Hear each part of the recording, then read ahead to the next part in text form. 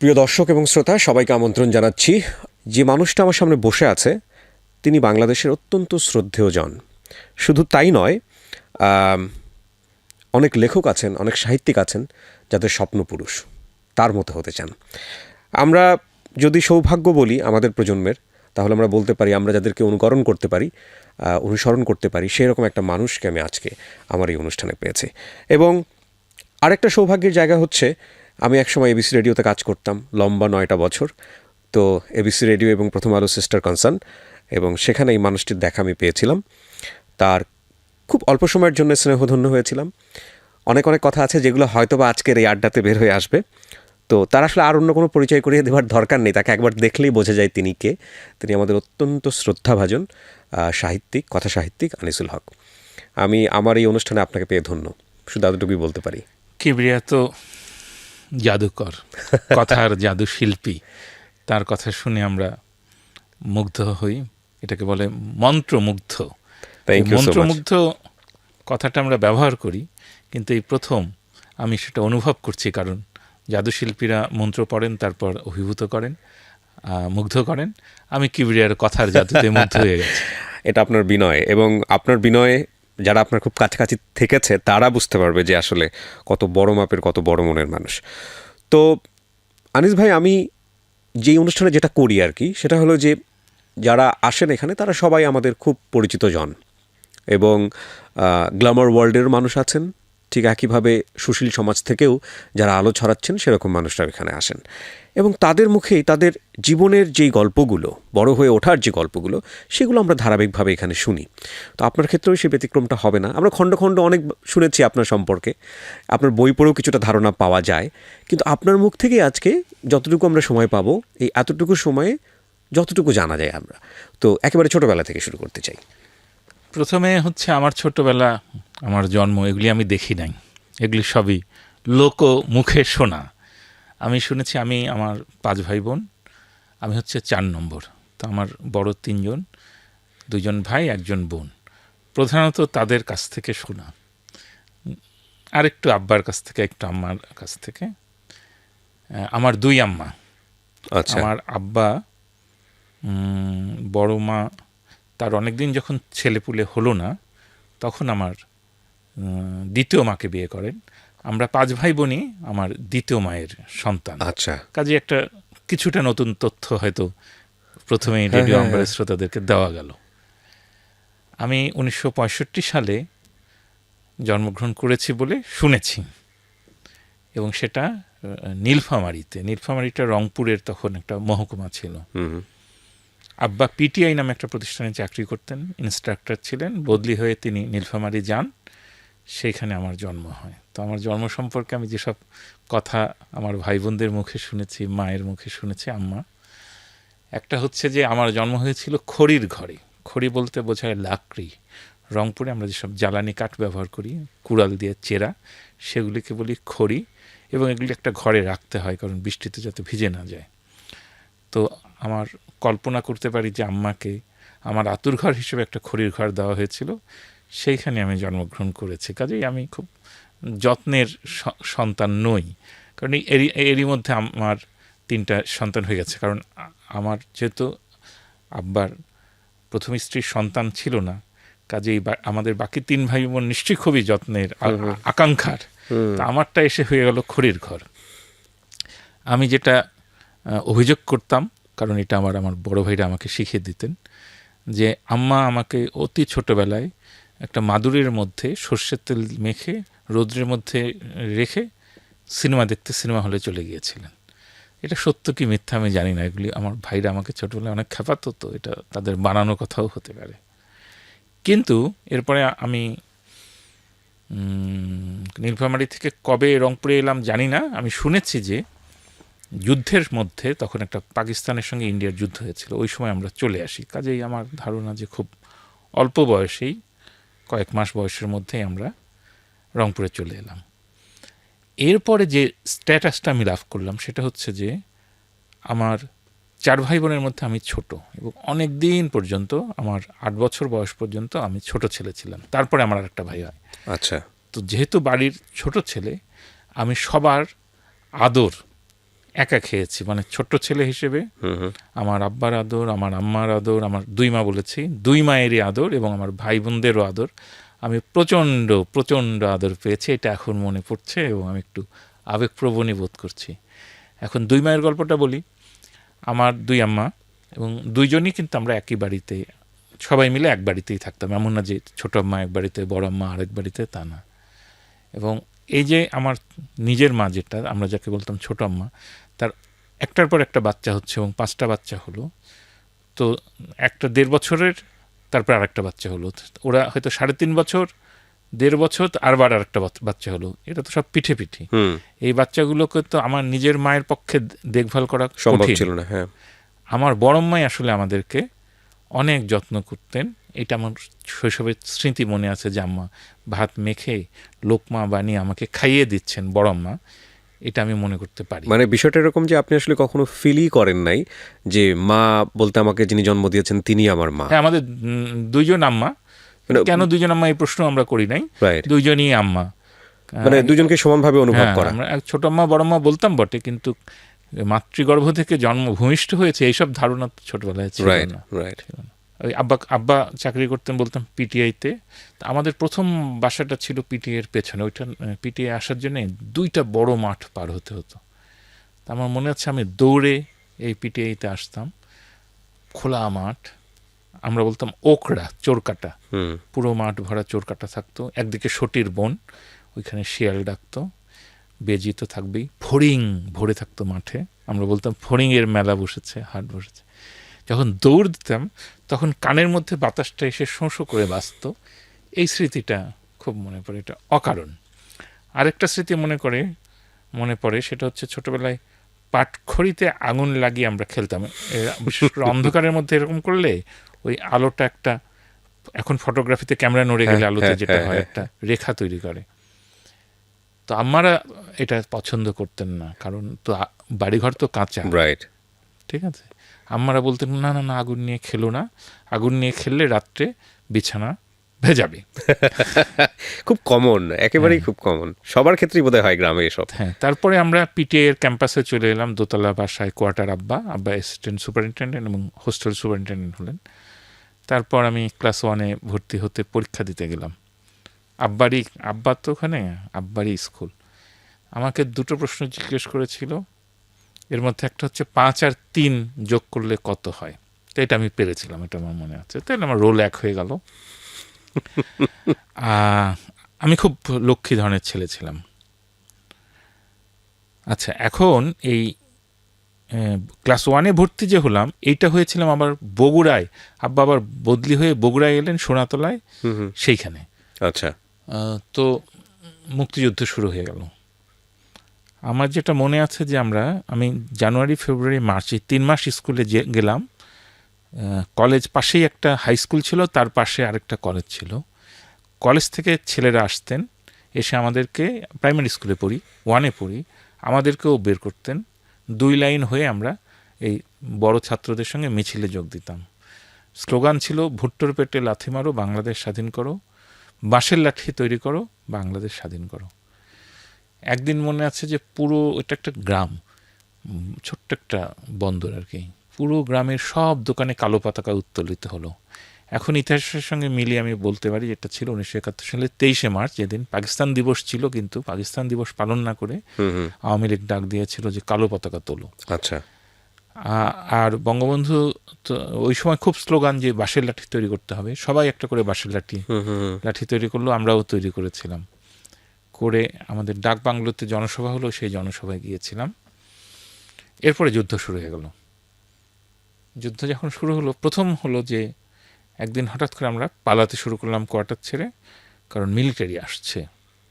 তা আমরা পালিয়ে, একটা বিল ছিল, বিল পার হয়ে আমাদের যারা ঝাড়ু দেন জমাদার, আমরা বলি মেথর, ওদের যে পাড়া, সেই পাড়াটায় গেলাম। পরে জানা গেল যে এটা মিলিটারি আসেনি, আসলে মুক্তিবাহিনী ট্রেনে করে যাচ্ছিল। এখানে একটা খুব সুন্দর ছোট্ট রেলওয়ে স্টেশন ছিল। কিন্তু আমাদের বাসায় আব্বা আম্মা এরা সিদ্ধান্ত নিলেন না, এখানে কোয়ার্টারে থাকা তো প্রশ্নই আসে না, চাকরি বাকরি করার প্রশ্ন আসে না। ফলে আমরা ওখান থেকে ছেড়ে আমরা একটা গ্রামের ভেতরে আশ্রয় নিলাম আর কি। তখন আপনি ক্লাস 1-এ পড়েন? ক্লাস 1-এ পড়ি, তারপরে তো ক্লাস আর হলো না। রাইট। 71 সালের এসব স্মৃতি মনে আছে। খুব খেলতাম আমরা, কারণ ক্লাস তো নেই, স্কুল নেই, গ্রামের মধ্যে একদম অজপাড়াগা। আমাদের খেলা ছিল মিলিটারি, মুক্তিযোদ্ধা, এবং একদল হতো জাতিসংঘ, সব শিশু কিন্তু। তো আমরা রাস্তার এপারে একদল, ওপারে একদল, যে আগে মাথা তুলবে তাকে দেখা মাত্রই গুলি করতে হবে, গুলি করলে সে মরে যাবে, এই হচ্ছে খেলা। আবার এই খেলার মধ্যে কে জিতলো কে হারলো তো নির্ধারণ করা মুশকিল, কারণ মুখ দিয়ে শব্দ করে গুলি, তো হাতে একটা হয়তো পাটখড়ি। তখন জাতিসংঘ সিদ্ধান্ত দিত যে না, ও মারা গেছে, ও মরা, তুই মরা। একদিন মনে আছে যে আমাদের বিলের ওই পারে পাকিস্তানি সৈন্যরা এবং রাজাকাররা একটা বাড়ি অ্যাটাক করতে এলো। ওরা দুই ভাগ, আমরা এই পাশ থেকে ওই পুকুরের মধ্যে ঢুকে মাথাটা অল্প অল্প করে তাকিয়ে দূর থেকে দেখছি, বিলের এই পারেও আমরা। প্রথমে তারা দুই ভাগে হয়ে পুরো বাড়িটা ঘেরাও করলো, তারপর বাড়ির ভিতরে ঢুকে জিনিসপত্র লুট করলো, কিছু গরু ছাগলও যাওয়ার সময় নিয়ে গেল। আর্মি ছিল কিনা আমি জানি না, রাজাকার ছিল বোধহয়। আচ্ছা। আর আমাদেরকে যখন দেখলো যে আমরা এই পাশ থেকে দেখছি বিলের পরে, ওরা আমাদের দিকে বন্দুক তাক করলো, আর আমরা সবাই পুকুরের মধ্যে ঝাঁপ করে নেমে গেলাম। পুকুরের মধ্যে নামলে দেখাও যাবে না, গুলি লাগবেও না। আমরা মোটামুটি ট্রেন্ড, তো আমরা ক্রলিং করা শিখেছি। তারপর সত্যি সত্যি একদিন আমাদের পাড়ায় মিলিটারি আসবে, আমরা পালিয়ে রাতের বেলা অন্ধকারে অন্যখানে চলে গেলাম। তারপর একদিন মানে গোলাগুলি, যুদ্ধ, আগুন, লাশ, এগুলির অভিজ্ঞতা আছে। আর আমরা তো পিটিআই ছেড়ে চলে গেছি অনেক দূরে। পিটিআইটাতে পাকিস্তানি মিলিটারিরা ক্যাম্প করে, এবং ওখানে অনেক ওটা বৌদ্ধভূমির মতো হয়ে যায়, মেয়েদের উপরে অত্যাচার করা, সেগুলি আমরা শুনেছি খুব। আমরা তখন ক্লাস 1-এ পড়ি, তো নারী নির্যাতন এই কথাটা আমরা শুনতাম। আর আমার মনে আছে যে আমরা স্বাধীন বাংলা বেতার কেন্দ্র শুনতাম রাত্রিবেলা, বিশেষ করে একটা রেডিও আব্বা কিনলেন। সেটাতে আমাদের প্রিয় ছিল চরমপত্র, এমআর আখতার মুকুলের। মুক্তিবাহিনীর বিচ্ছুগুলা কি করলো না করলো। আর বজ্রকণ্ঠে বঙ্গবন্ধুর ভাষণটা প্রচার করা হতো প্রতিদিন, শুনে শুনে তখন থেকে এটা মুখস্থ ছিল, এখনও মুখস্থ আছে। এরপরে আমরা যেদিন ওখান থেকে আমরা নানাবাড়ি চলে গেলাম। নানাবাড়িতে যেদিন ইন্ডিয়া বাংলাদেশকে স্বীকৃতি দেওয়ার পরে বর্ডার থেকে ঢুকছিল, আমাদের নানাবাড়ির নদীর পার হয়ে, নদীর মধ্যে দিয়ে একদম প্রায় 39টা ট্যাঙ্ক আমাদের পাশ দিয়ে চলে গেল। এটা ইন্ডিয়ান আর্মিদের ট্যাঙ্ক, সামনে মুক্তিযোদ্ধারা ছিলেন। ওই ট্যাঙ্ক বহরে ছিলেন একজন হামিদুল হোসেন তারেক, বীর প্রতীক বোধহয়। উনি তখন 16, 17, 18 বছর বয়স তার, মুক্তিযুদ্ধ করেছেন। ওর সাথে এখন আমার দেখা হয়, তারপরে বগুড়া। তাকে যখন আমি বলি হ্যাঁ ওই বাহিনীতে তো আমরা ছিলাম। তো ট্যাঙ্কগুলি যাচ্ছে, নদীটা একদম ব্যাঙের মতন পার হয়ে গেল, উভচর ট্যাঙ্ক। তারপরে তো ধানক্ষেত দিয়ে যায়, রাস্তা দিয়ে, কারণ রাস্তাগুলো তো চিকন। ধানক্ষেত থেকে যখন ওঠে তখন এইভাবে উঠে আবার নেমে যায়। তো উঠে নামতে গিয়ে ওই ট্যাঙ্কের বডিতে অনেক ইন্ডিয়ান সৈনিক ছিলেন। ওরা একবার আমাদের ঠিক আমার নানার বাড়ির সামনে ধাপাস করে পড়ে গেল অনেক কয়জন, তারপরে আবার উঠলো। আর ওরা আমাদের সব গ্রামের মহিলারা তো ইন্ডিয়ান আর্মি দেখে খুশি, মুক্তিযোদ্ধা দেখে খুশি, সবাই বের হয়ে এসছে, খই মুড়ি টুড়ি দেওয়ার চেষ্টা করছে, ফুল দেওয়ার চেষ্টা করছে। আর ওরা বলছেন আশিস করোমা, এই সংলাপটা আমার মনে আছে। আশিস ক্রোমা, হ্যাঁ, আশিস করিও, মানে আশীর্বাদ করুন মা। আচ্ছা আচ্ছা, ঠিক আছে, আশিস করো মা, এই সংলাপটা আমার মনে আছে। ওরা যাচ্ছে, এদের মধ্যে এরা হিন্দি স্পিকিং নাকি বাংলা স্পিকিং আমি জানি না, কিন্তু ওরা আমাদের মাদেরকে, খালাদেরকে বলছে যে আমরা যেন, আমাদের মায়েরা যেন তাদের জন্য দোয়া করেন, আশীর্বাদ করেন। এটা বলতে বলতে তারা চলে গেল। তার কয়েকদিনের মধ্যেই তো আত্মসমর্পণ হয়ে গেল। এরপরে আমরা আবার দাদাবাড়ি গেলাম, সেটাও গাইবান্ধার গোবিন্দগঞ্জে। সেইখানে আমি মিছিল করেছি ছোটবেলায়, হারিকেন নিয়ে সন্ধ্যার পরে, জেলের তালা ভাঙবো, শেখ মুজিবকে আনবো। তার মানে এটা 16ই ডিসেম্বরের পরে 10ই জানুয়ারির মধ্যে আমরা প্রতিদিন রাত্রিবেলা, একদম অজপাড়াগা, এটার সাথে শহরের কোনো সম্পর্ক নাই, মানে আমাদের পাকা রাস্তা যেটা রংপুর বগুড়া, সেইখান থেকেও 3 মাইল 4 মাইল দূরে। তো তো ওই গ্রামে কেন আমরা মিছিল করতাম, এটা তো সবাই ওই সময় তো 7.5 কোটি মানুষ এক দেহ এক প্রাণ হয়ে উঠেছিল সেজন্যে। তারপর একদিন হঠাৎ আমার মনে পড়ে দুপুরবেলা, এখন এটা দুপুরবেলা কিনা এটা ইতিহাসে নিরীক্ষা করে দেখতে হবে, আমার মেজো ভাই একটা রেডিও নিয়ে দৌড়ে আমাদের দাদার কাঠের ঘরটা থেকে বের হয়ে আঙিনায় এলেন, চিৎকার করে বলছেন যে বঙ্গবন্ধুকে ছেড়ে দিয়েছে, বঙ্গবন্ধুকে ছেড়ে দিয়েছে। এই পর্যন্ত আমার 1971 সালটা মনে আছে। এরপরে 72 সালের ঘটনা বলি। ঈদ এসেছে, তা আমরা করতাম কি, ঈদে পটকা ফোটাতাম, এটা রংপুরে এখনও ফোটায়। তো 72 সালের ঈদে পটকা হচ্ছে বোমা। আমাদের পিটিয়ে ওইখানে রংপুরে আকাশ থেকে বোমা ফেলেছিল, বোমার শেলগুলি সব দেয়ালে দেয়ালে গাঁথা ছিল, গেথে গেথে ঝুলে আছে গোল গোল। তো আমরা হাতুড়ি দিয়ে দিয়ে দিয়ে ওগুলিকে খুলে আনতাম। আচ্ছা। এনে মাঠের মাঝখানে আগুন জ্বালিয়ে খড়, কুটো, লাকড়ি যা পাওয়া যায় দিয়ে ওটার মধ্যে ছেড়ে দিয়ে আমরা দূরে চলে যেতাম। তারপর ওটা ঠাস ঠাস করে ফুটতো, এতেই আমাদের আনন্দ। আমি এখন খুব ভয় পাই এটা ভেবে, যেই বোমাগুলি আগুনের মধ্যে রেখে আমরা সব শিশুরা, সব তো শিশু, আমি তখন 2 পড়ি, করা খুবই অন্যায় হয়েছে। আমার কোনো বিপদ হয় নাই, কিন্তু আমার এক বন্ধু, ওনার নাম আমরা বলতাম দীপু ভাই। দীপু ভাইটা হলো যে উনি আমাদের ক্লাসে পড়েন কিন্তু 1 বছর সিনিয়র, কারণ ওর 1 বছর নষ্ট হয়ে গেল। কিভাবে? উনি দেখেন যে একটা চাকা পড়ে আছে। ছোটবেলায় আমাদের তো চাকা দেখলেই আমাদের প্রধান কাজ ছিল পেরেক মেরে ওইটার মাঝখানে একটা ফুটো করে একটা লাঠির মাথায়, কাঠের টুকরার মাথায় লাগিয়ে দেওয়া, তারপরে গাড়ি বানিয়ে চালানো। তো উনি ওই গাড়ি বানানোর জন্য ওইটার মাঝখানে যেই মারলেন, সঙ্গে সঙ্গে ওনার, এটা বোমা ছিল, বিস্ফোরিত হয়ে গেল। ওনার 2 আঙ্গুল নাই, আরেকটা হাতেরও মনে হয় আঙ্গুল নাই, চোখের একটা মণি নাই। ওহো। তো ওই জন্য দীপু ভাই আমাদের সাথে ভাই হিসেবে এলেন। এখন আমি সেদিন দেখা হয়েছিল একটা গেট টুগেদারে, ভালো আছেন, ঠিক আছে, 2 আঙ্গুল নাই, একটা চোখ নাই, কিন্তু দীপু ভাই ইজ ডুইং গুড, স্ট্যাটিস্টিক্স থেকে পড়েছেন, ভালো আছেন, অসুবিধা নেই। কিন্তু আমরা এইসব বিপজ্জনক সময়ের ভিতর দিয়ে গেছি, এটা আমার মনে আছে। তারপর আমার সুবিধা হচ্ছে 71 সালে যেহেতু 1, 72 সালে 2, আমি হিসাবটা রাখা সোজা। 75 সালে ক্লাস 5। তা আমি যখন 4 পড়ি তখন আমার ছোট ভাইয়ের জন্ম হলো। আমি স্কুলে খুব শান্ত ছেলে ছিলাম। আমি ক্লাসের ফার্স্ট বেঞ্চের বাম পাশের কোনায় বসতাম, এখান থেকে আর উঠতাম না। টিফিন হলে তখন উঠতাম। প্রচুর বিচিত্র অনুষ্ঠান হতো পিটিএ, সপ্তাহে 1 দিন আমি অংশগ্রহণ করতাম। আমি ছড়া পাঠ করে শোনাতাম। সারা বিদায় নিলে ওই অনুষ্ঠানে আমি 2তে পড়ি কি 3তে পড়ি কি 4-এ পড়ি, অবধারিত একটা আমি ছড়া লিখবো, অমুক স্যার চলে যাচ্ছে এই উপলক্ষে, এবং সেটা আমি পাঠ করে শোনাবো। তারপর আমি কৌতুক লিখতাম নিজে নিজে করে, আমার বন্ধু 2-3টাকে নিয়ে আমি সেটা নিয়ে আবার মঞ্চে উঠে একটা কৌতুক পরিবেশনের চেষ্টা করতাম। ওগুলি হতো কিনা জানি না, এত ছোটোবেলায় একা একা করতাম।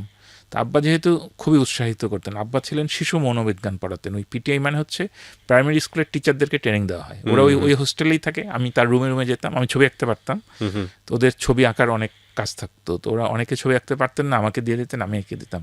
আচ্ছা। আবার এই কৌতুক পরিবেশন করছি। একদিন মনে আছে যে আমি একটা লিখলাম যে একটা চোর একটা বাড়িতে ঢুকেছে রাতের অন্ধকারে, তারপর গৃহকর্তার শব্দ শুনে জেগে গেছেন, তো চোরটা কী করবে, খাটের নিচে লুকিয়ে আছে। তো এই গৃহকর্তার নামলেন, নেমে দেখে পায়ে লাগে, বলে যে এখানে একটা কাঠের গুঁড়ি কেন পড়ে আছে, এটা আবার এখানে কে রাখলো, এটা তো হাতে চলাচলের অসুবিধা হচ্ছে। চোরটাকে কোলে করে নিয়ে গিয়ে অন্ধকারে আরেক জায়গায় ফেলে দিয়ে আসলো। এই হচ্ছে কাহিনী। এগুলি আমি 3-4-এ লিখেছি। তো আমার আব্বা পড়াতেন শিশু মনোবিজ্ঞান ওই পিটিএ, কাজেই ওনার নির্দেশ ছিল যে শিশুকে প্রকৃতির বুকে ছেড়ে দাও, প্রকৃতি শিশুকে শিক্ষা দেবে। আবার আমার আম্মাও পিটিএ ট্রেনিং নিয়েছিলেন, তিনি বলতেন, কিন্তু আবার দার্শনিকেরা তো উল্টো কথাও বলে যে একটা শিশুকে প্রকৃতির বুকে ছেড়ে দিলাম, সে হয়তো একটা জ্বলন্ত অঙ্গার লাল দেখে সেটা ধরলো, ধরে সে বুঝলো যে এটা আগুন, এটা ধরতে হয় না, কিন্তু ততক্ষণে তো তার ক্ষতি হয়ে গেল। এইসব বিতর্ক ছোটবেলায় আম্মাকে এবং আব্বাকে, এই আম্মা আমার ছোট আম্মা, করতে শুনেছি। তবে ভীষণ মার খেয়েছি। আমার ছোট আম্মা আমাদেরকে মারতেন, বড় আম্মা কিন্তু মারতেন না, মানে আমার নিজের মা মারতেন, কারণ তিনি চেয়েছেন তার ছেলে মেয়ে যেন পড়াশোনায় ভালো হয়। তো আম্মার এই স্বাদ কিছুটা পূর্ণ হয়েছে। প্রথমে আমার বড় ভাই ডাক্তার আজহারুল হক, তাকে ক্লাস 5-এ বৃত্তি পাওয়ানোর উনি চেষ্টা করলেন এবং উনি বৃত্তি পেয়ে গেল, ফার্স্টই হলো। তারপরে আমার মেজো ভাইকে ধরলো, তাকেও বৃত্তি পাইয়ে দিল। তারপরে আমার বোনটা পেলো, তারপর আমাকে, আমিও পেয়েছিলাম। তো মেরে মেরে পড়াতেন, মানে একটু এদিক হতে হলেই পাখার বাড়ি এবং স্যান্ডেল, এই দুইটা ছিল তার প্রিয় অস্ত্র। তো কি আর করা যাবে। আমি বড় হলে আম্মা আমার 1 বছর আগে মারা গেছেন, মানে এটা 2020, 2019, 2018 সালের নভেম্বরের 8 তারিখে মারা গেছেন। তো এতদিন বেঁচেই ছিলেন, 80 বছর বয়সে মারা গেলেন, সক্ষম ছিলেন। আম্মাকে আমি মাঝে মধ্যে বলতাম, আম্মা ছোটবেলায় তো মারতেন কেন? আম্মা বলতেন, না, কোনোদিনও তোদেরকে মারি নাই, কে বলেছেন? আম্মা হয়তো ভুলে গেছেন যে আম্মা মারতেন। তারপর ওই যে পিটিআই একবার আমি করলাম কি, একটা নাটক লিখলাম, এই 4-5-এ পড়ি, তাও পড়ি না, মানে 3-4-এ পড়ি।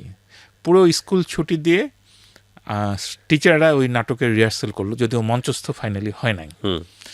তো ক্লাস 6-এ গিয়ে আমি জেলা স্কুলে ভর্তি হলাম, রংপুর জেলা স্কুল। ওইখানে গিয়ে আমি আর ফার্স্ট হতে পারি না, আমার ভাইরা কিন্তু সবাই ফার্স্ট হয়, বোনও ফার্স্ট হয়।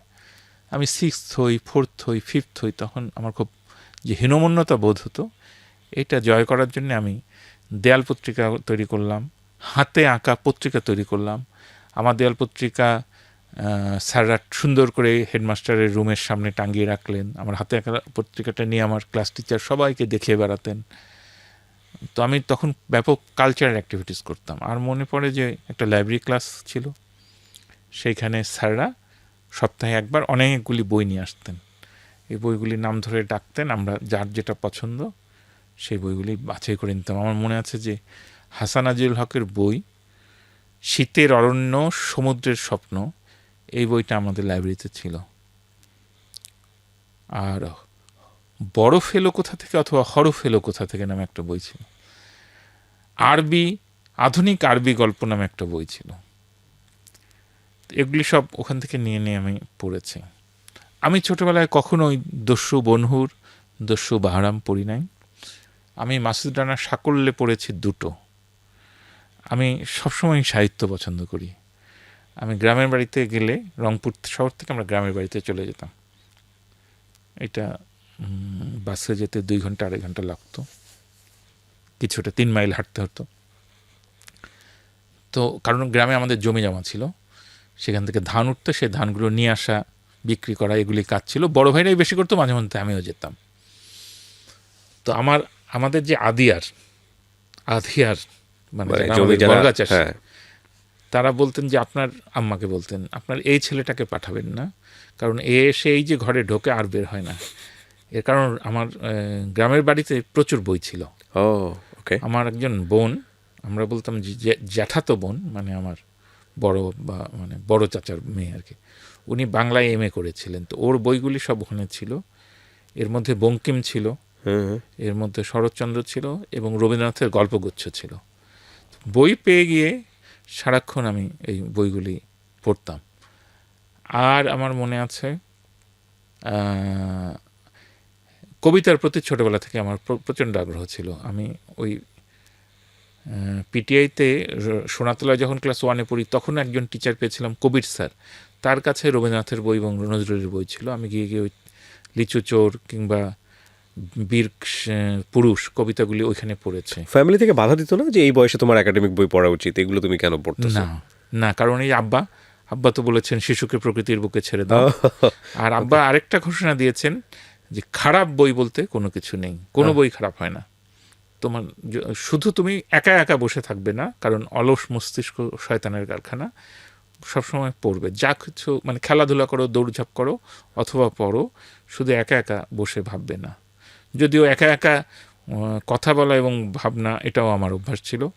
বাগানের মধ্যে, আমাদের নিজেদের বাগান ছিল যেখানে আমরা সবজি চাষ করতাম, সেখানে একা একা হাঁটছি, একা একা হয়তো একটা পাতার সাথে কথা বলছি, কিন্তু একা একা বিড়বিড় করছি, সেটাও ছিল অভ্যাস। কাজেই কিন্তু প্রচুর পড়েছে। আরেকটা হচ্ছে পিটিআইতেও লাইব্রেরি ছিল, সেই লাইব্রেরিতে আমাদের অবাধ প্রবেশাধিকার ছিল। আমিও আব্বাকে কিছু বইয়ের নাম দিয়ে, আমার যখন কবিতা পড়ার মাথার মধ্যে ঢুকলো, তখন আব্বাকে আমি সব এই শামসুর রহমান, নির্মলেন্দু গুণ, এদের কবিতার বইও যেন আমাদের লাইব্রেরিতে আসে এটা ব্যবস্থা করে নিয়েছিলাম। তো আধুনিক সাহিত্য কিছু ওই আর ছোটবেলায় বেশি পছন্দ ছিল দেব সাহিত্য কুটির নামে একটা কলকাতার বইয়ের প্রকাশনা ছিল। ওরা এই এরকম মোটা সাইজের কিশোরদের জন্য কতগুলি গ্রন্থ না সংকলন বের করতেন। এর মধ্যে ছিল পূজার দিনের উপহার, ছুটির দিনের উপহার, ঠান্দিদির থলে। হ্যাঁ, ওগুলির মধ্যে আমরা যেমন এখন কিশোর আলো বের করি ওরকম গল্প, কবিতা, সুন্দর ছবি, ধাঁধা এগুলি থাকতো। তা আমার মনে আছে যে আমি এই হর্ষবর্ধন, গোবর্ধনের গল্পগুলি এখানে পড়েছি। এগুলি আসলে শিবরামের গল্প। তখন তার লেখকের দিকে আমার নজর নাই, কিন্তু লেখাগুলি আমার মনে আছে। মানে যেটা মজা লাগতো নিজের কাছে, ভালো লাগতো, সেটাই পড়তেন। হ্যাঁ, আর ওর মধ্যে রূপকথার গল্প, ডালিম কুমারের গল্প এগুলিও আমার খুবই প্রিয় ছিল। আর একটু বড় হয়ে আমরা শিশু একাডেমির খোঁজ পেলাম, সেটা ৭৮ সালের পরে। শিশু একাডেমির শিশু পত্রিকা আমি নিয়মিত নিতাম ওর কবিতাগুলি। তারপরে আমরা কচিকাচার মেলা করতে শুরু করলাম, এটা ৭৮ সালে, আমি 8-এ পড়ি। আমরা রংপুরে অন্বেষা কচিকাচার মেলা তৈরি করলাম, আমি পরবর্তীকালে এটার আহ্বায়ক হলাম। আমরা অনেক অনুষ্ঠান করেছি, আমি নিজে নাটক লিখে মঞ্চস্থ করেছি, সেগুলি মঞ্চস্থ হয়েছে। দেয়াল পত্রিকা তৈরি করতাম, সেটা নিয়ে ঢাকায় শিশু একাডেমির প্রতিযোগিতায় আসতাম এবং ফার্স্ট হতাম। আমার দেয়াল পত্রিকা 3বার ফার্স্ট হয়েছে। ওই বাচ্চাদেরকে আমি বিতর্ক শেখাতাম, বিতর্ক শিখে ঢাকায় নিয়ে আসতাম এবং ওরাও পরপর 3বার ফার্স্ট হলো, কারণ আমরা ট্রেন্ড। আমি দেখেছি প্রশিক্ষণ নিলেই কিন্তু হয়। এই যে আমাদের অনূর্ধ্ব-16 মেয়েরা, অনূর্ধ্ব-14 মেয়েরা ফুটবলে এত ভালো করে, বা আমাদের অনূর্ধ্ব-19 ক্রিকেটাররা বিশ্ব চ্যাম্পিয়ন হলো না, এটার কারণ হচ্ছে তারা একসঙ্গে অনেক দিন ছিল, দলটা 1 বছর আগে গঠিত হয়েছিল এবং এরা ক্যাম্পিং করেছে এবং এরা দেশে বিদেশে ক্রিকেট খেলেছে, তাদের ট্রেনার আছে। আর আমাদের মেয়েদের ক্ষেত্রে আমি জানি, ওই মেয়েদের কলসিন্দুরের গ্রামের মেয়েদের সঙ্গে তো আমার এখনো যোগাযোগ আছে। প্রথম আলো বিশাল একটা কাজ করেছে ওদেরকে নিয়ে, আমরা যতদূর জানি। কিন্তু একটা যেটা হচ্ছে আনিস ভাই, মানে আপনার এই গল্পটা শুনে মনে হচ্ছে যে একেবারে সুবোধ বালক, কোনো দুষ্টুমি নেই জীবনে। আমাদের যেটা হয় গ্রামের ছেলেমেয়েরা, আমি নিজেও গ্রামে বড় হয়েছি ক্লাস 8 পর্যন্ত, যে প্রচণ্ড দুরন্তপনা একটা ব্যাপার। আমি সুবোধ ছিলাম, আমি ওই তো বললাম ক্লাসে এক পাশে বসতাম। দুষ্টামি যতগুলো করেছি তার মধ্যে বিপজ্জনক কতগুলি ছিল। ধরা যাক এই যে পিটিআই বলছি না, 3তলা 4তলা বিল্ডিং, এই 4তলা বিল্ডিংয়ের ছাদে একদম উঠে গেলাম, যেখানে সিঁড়ি নাই, কষ্ট করে উঠতে হতো। তারপর সাইডের যে ওয়ালটা, সেটা দিয়ে হাঁটা যায় কি না, এগুলি কিন্তু আমরা 4 ভাই বোনই মোটামুটি করেছি। এগুলি খুব বিপজ্জনক। আম গাছ ছিল গ্রামের বাড়িতে, একবার গিয়ে আমি আম গাছে একা একা একা একা উঠে একটা আম, পাকা আম দেখে মগ ডালে, নিঃসঙ্গ মগ ডাল, আমি বুকে একদম সরীসৃপের মতো বেয়ে বেয়ে বেয়ে ওখানে চলে গেলাম। কেউ নাই, একদম ভর দুপুরবেলায়, আপনি বোঝেন বৈশাখ জ্যৈষ্ঠ মাস, গরম। আমি আর নামতে পারি না, আমটা ফেলে দিলাম, এখন নামবো কীভাবে, এখন কেউ নাই, এবং ওই উপর থেকে আমি পড়ে গেলে আমি মারা যেতে পারতাম। এই ধরনের বিপজ্জনক কাজ করেছি, কিন্তু মানে সেটা নিজের জন্য ক্ষতিকর, অন্যের জন্য না। ভীষণ বন্যা হতো আমাদের গ্রামের বাড়ির মাঝখানে, চারিদিকে পানি, পরে বাড়িতে পানি উঠে যেত, ঘরে উঠতো কিনা, ঘরটা তো একটু উঁচু, কিন্তু আঙিনায় উঠতো। তা আমি একদিন নৌকা নিয়ে, আমাদের নৌকা ছিল, একা একা নৌকা নিয়ে গেছি। তো পানি নেমে যাচ্ছে, খাল যে এলাকাটা, সাঁই সাঁই শব্দ হচ্ছে। আমি ওই পার থেকে আমাকে একজন ডাকছেন, তুমি নৌকাটা নিয়ে এই পাশে আসো, তাহলে আমি উঠবো। আমি যেই কারেন্টের মধ্যে, স্রোতের মধ্যে গেছি, নৌকাটা পটপট পটপট করে ঘুরতে শুরু করলো। আমি আর কিছুতে ওই নৌকা সামলাতে পারি না। পরে কোনো রকম একটু কানিতে গেলাম, ওই লোকটাও গলা পানিতে নেমে এসে নৌকার মাথাটা ধরে আমাকে টেনে তীরে নিয়ে গেলেন। কিন্তু কোনো ভয় ছিল না, কারণ আমি তো সাঁতার পারি, নৌকা ডুবে গেলে আমি সাঁতার কাটতে পারতাম, কোনো অসুবিধা হতো না। কিন্তু ওই কারেন্টে পারতাম কিনা জানি না। ওই ফুটবল খেলতে গিয়ে পাড়ায় পাড়ায় মারামারি হচ্ছে, ওগুলির মধ্যে আমরা জানি। আমাদের ওই রংপুরে আমাদের পুরো পরিবারটাতে ভালো ছাত্র, ক্লাসে ফার্স্ট হতে হবে, বৃত্তি পেতে হবে, ম্যাট্রিক স্ট্যান্ড করতে হবে, ইন্টারমিডিয়েট স্ট্যান্ড করতে হবে। ওই চাপটাই বরং বেশি ছিল, যেটা আমার জন্য খুব কষ্টদায়ক ছিল, কারণ আমি তো কালচারাল অ্যাক্টিভিটিস বেশি করি। আমি বিতর্ক করছি, বক্তৃতা করছি, সংগঠন করছি, নাটক করছি, দেয়াল পত্রিকা বের করছি।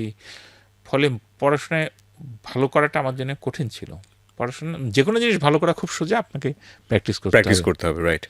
পরে আমি ক্লাস 8-এর বৃত্তি পরীক্ষায় গিয়ে ফার্স্ট হলাম।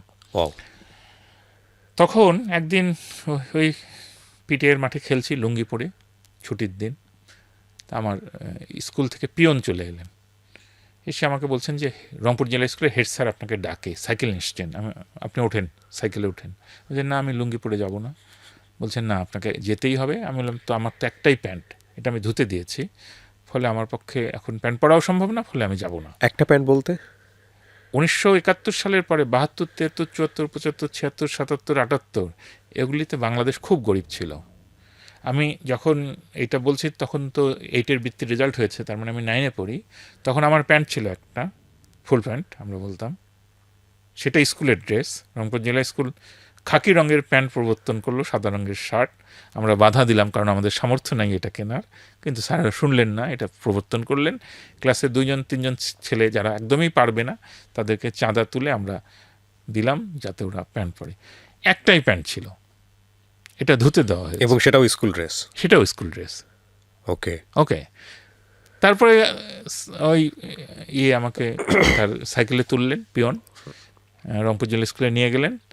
বন্ধের দিনে স্যার, তার হেড স্যারের রুমটা খোলা, আমাকে দেখে স্যার জড়িয়ে ধরলেন, বললেন যে তোমাকে বাংলাদেশের প্রেসিডেন্ট ডেকে পাঠিয়েছে, কারণ আমি বৃত্তি পেয়েছি, ফার্স্ট হয়েছি। আমার ধারণা আমি রাজশাহী বোর্ডেই ফার্স্ট হয়েছিলাম রাজশাহী থেকে, কারণ রাজশাহী থেকে 2জনকে ডেকেছিল, ফার্স্ট আর সেকেন্ড। তো আজকে আমি দোয়া করি যে আজকে তোমাকে বাংলাদেশের প্রেসিডেন্ট ডেকেছে, একদিন যেন তোমাকে পৃথিবীর প্রেসিডেন্ট ডাকে। এটা আমার হেড স্যার আমাকে বললেন। স্যাররা খুব আদর করতেন। ক্লাস 9-এ আমার আরেকদিন মনে আছে, আমি এরকম বিতর্ক করে এসেছি, ফার্স্ট হয়েছি শিশু একাডেমি থেকে। স্যারকে এসে বললাম, স্যার আমি ফার্স্ট হয়েছি। আবুল হোসেন স্যার ছিল বাংলা পড়াতেন, উনি আমাকে কোলে করে হেড স্যারের রুমে নিয়ে গেলেন, যে আনিসুল একটা বিতর্ক করে ফার্স্ট হয়ে এসছে। তো এগুলি আমার খুব মানে আমার দুষ্টামি স্মৃতি নাই। বিপজ্জনক একটা কাজ করেছিলাম, সেটাও মধুরে পরিণত হলো। ক্লাস 9-এ থাকতে আমার হাতের লেখা, মানে আমি তো আর্টিস্ট ছিলাম, আমি স্কুলের ক্লাস 7ম শ্রেণী 8ম শ্রেণী এই সাইনবোর্ডগুলি আমাকে দিয়ে লিখে নিয়েছিলেন। এটা আমার পারার কথা না, কারণ এটা টিনের মানে স্টিলের বোর্ডের মধ্যে পেইন্ট দিয়ে তেল রং দিয়ে আঁকতে হয়। তেল রং তো আমার জন্য কঠিন, কারণ ওটা কেরোসিনে বা তার পেনে ধুতে হয়, ওগুলি তো আমি জানতাম না। তো স্যাররা যেহেতু চাইলেন যে তুমি সাইনবোর্ডগুলো লিখে দাও, তা আমি এটা শিখে টেখে নিয়ে আমি লিখে দিয়েছিলাম। খুব ভালো হয়েছে এটা আমি বলবো না, তবু স্যাররা ওইটাই টাঙিয়েছিলেন। আর একদিন আমাদের ক্লাসে তো প্রত্যেকটা ক্লাসেই 5-6টা ছেলে থাকে যারা ষণ্ডা প্রকৃতির হয়, আমাদের ক্লাসেও ছিল। তো ওরা এসে আমাকে বললো, তুমি একটা সাইনবোর্ড লিখে দাও, তো লিখে দাও রিক্সা নিয়ে স্কুলের ভেতরে প্রবেশ নিষেধ। তো আমি লিখে দিলাম। আমাদের স্কুলটা অনেক বড়, মানে গেট থেকে স্কুল বিল্ডিংয়ে যেতে হলে প্রায় 1 কিলোমিটার দূরে যেতে হবে, এত দূর। তা আমার ওরা ওই সাইনবোর্ডটা গেটে টাঙিয়ে দাঁড়িয়ে থাকলো। স্যাররা তো সাইকেল নিয়ে আসে, রিক্সা নিয়ে আসে, তাদেরকে নামিয়ে দেয় যে না, রিক্সা প্রবেশ নিষেধ, হেঁটে যান। তারপরে তো বিচার বসলো, কারণ এটা তো একটা গুরুতর অফেন্স। হ্যাঁ, অফেন্স, শৃঙ্খলা বিধি ভঙ্গ। কারণ এই সাইনবোর্ড লাগানোর কোনো অধিকার তো ওই ছাত্রদের নাই, আর শিক্ষকদেরকে রিক্সা থেকে নামিয়ে দেওয়ার অধিকার তো নাই। তারপরে বিচার বসলো, কঠিন শাস্তি হবে। বড় বড় গুরুতর শিক্ষকদেরকে একখানে করা হলো, হেড স্যার আছেন। তারপর ডেকে প্রথম জনকে জিজ্ঞেস করলো, এই সাইনবোর্ড কে লিখেছে? বলল আনিসুল লিখেছে। স্যাররা কী করবে, সাথে সাথে হেসে ফেললো, যা বিচার শেষ। কারণ এই বিচার যদি এগুতে থাকে তাহলে আমাকে শাস্তি দিতে হবে, আমাকে শাস্তি দিতে তো স্যাররা পারবেন না। এত ভালোবাসতেন, এত ভালোবাসতেন, এত ভালোবাসতেন। আপনার কোনো শত্রু নাই বোধহয় আনিসুল ভাই? এখনো নাই? না না না, আমার তো শত্রু নাই, কিন্তু যেটা হয় সবসময় আমরা সাধারণ মানুষেরা, এই যারা একটু পাবলিক ফিগার, আমি তো লিখি, কাজে এটা একটা প্রকাশ্য কাজ। আমি বই লিখি, নাটক লিখি, সিনেমা লিখি, এই যে আপনার সামনে রেডিওতে এসছি না, আমি যখন পাবলিক কাজ করব এটা সমালোচনার যোগ্য। এটা কিন্তু সারা পৃথিবীতে অধিকার আছে। আপনি পাবলিক কাজ করলে আপনার গোপনীয়তা একটা নির্দিষ্ট লেভেল পর্যন্ত থাকবে। আমাকে সমালোচনা করার অধিকার, আমার বইটার সমালোচনা করার অধিকার সবার আছে, ঠিক আছে? সারা পৃথিবীরই নিয়ম, সবসময় মানুষ একজনকে পছন্দ করে আরেকজনকে অপছন্দ করে। ধরা যাক তামিম ইকবালের আপনি যদি রেকর্ড দেখেন, উনি পৃথিবীর একজন শ্রেষ্ঠ ব্যাটসম্যান, ওয়ান অফ দ্য, মানে বাংলাদেশেরও শ্রেষ্ঠ ব্যাটসম্যানদের একজন। কিন্তু তামিম যখন আউট হতো, ওখানে গিয়ে নুডলসের প্যারোডি, ট্রল, কোনো অভাব তো হয় নাই। রাইট। আমি একদিন দেখলাম শচীন তেন্ডুলকার যেদিন ১০০তম সেঞ্চুরি করেছিলেন, ঢাকা স্টেডিয়ামে হয়েছিল, মিরপুর আমরা শেরেবাংলা স্টেডিয়ামে, না, আমি এটা দেখতে গিয়েছিলাম। ওই দিন বাংলাদেশ জয়লাভ করে, কিন্তু শচীন তেন্ডুলকার ১০০তম সেঞ্চুরি করেন। ভারতের টাইমস অফ ইন্ডিয়া পত্রিকায় আমি ঢুকে দেখি শচীন তেন্ডুলকারকে গালি দিয়ে লোকে ভর্তি করে ফেলছে, এবং সব ইন্ডিয়ান। শচীনকে কিন্তু ওরা গড মানে, ক্রিকেটের গড, তাকেও গালি দেয়। তা আমাদের ক্ষেত্রেও আমরা কি করি? আপনাকে নিয়েও তো ট্রল হয় হ্যাঁ, সেটাই বলছি যে আপনি বলছিলেন যে আমার শত্রু নাই, আমাকে নিয়ে প্রচুর ট্রল হয়, কিন্তু এটা ফানি, মজাই এটা লাগে। আমি মজাই পাই।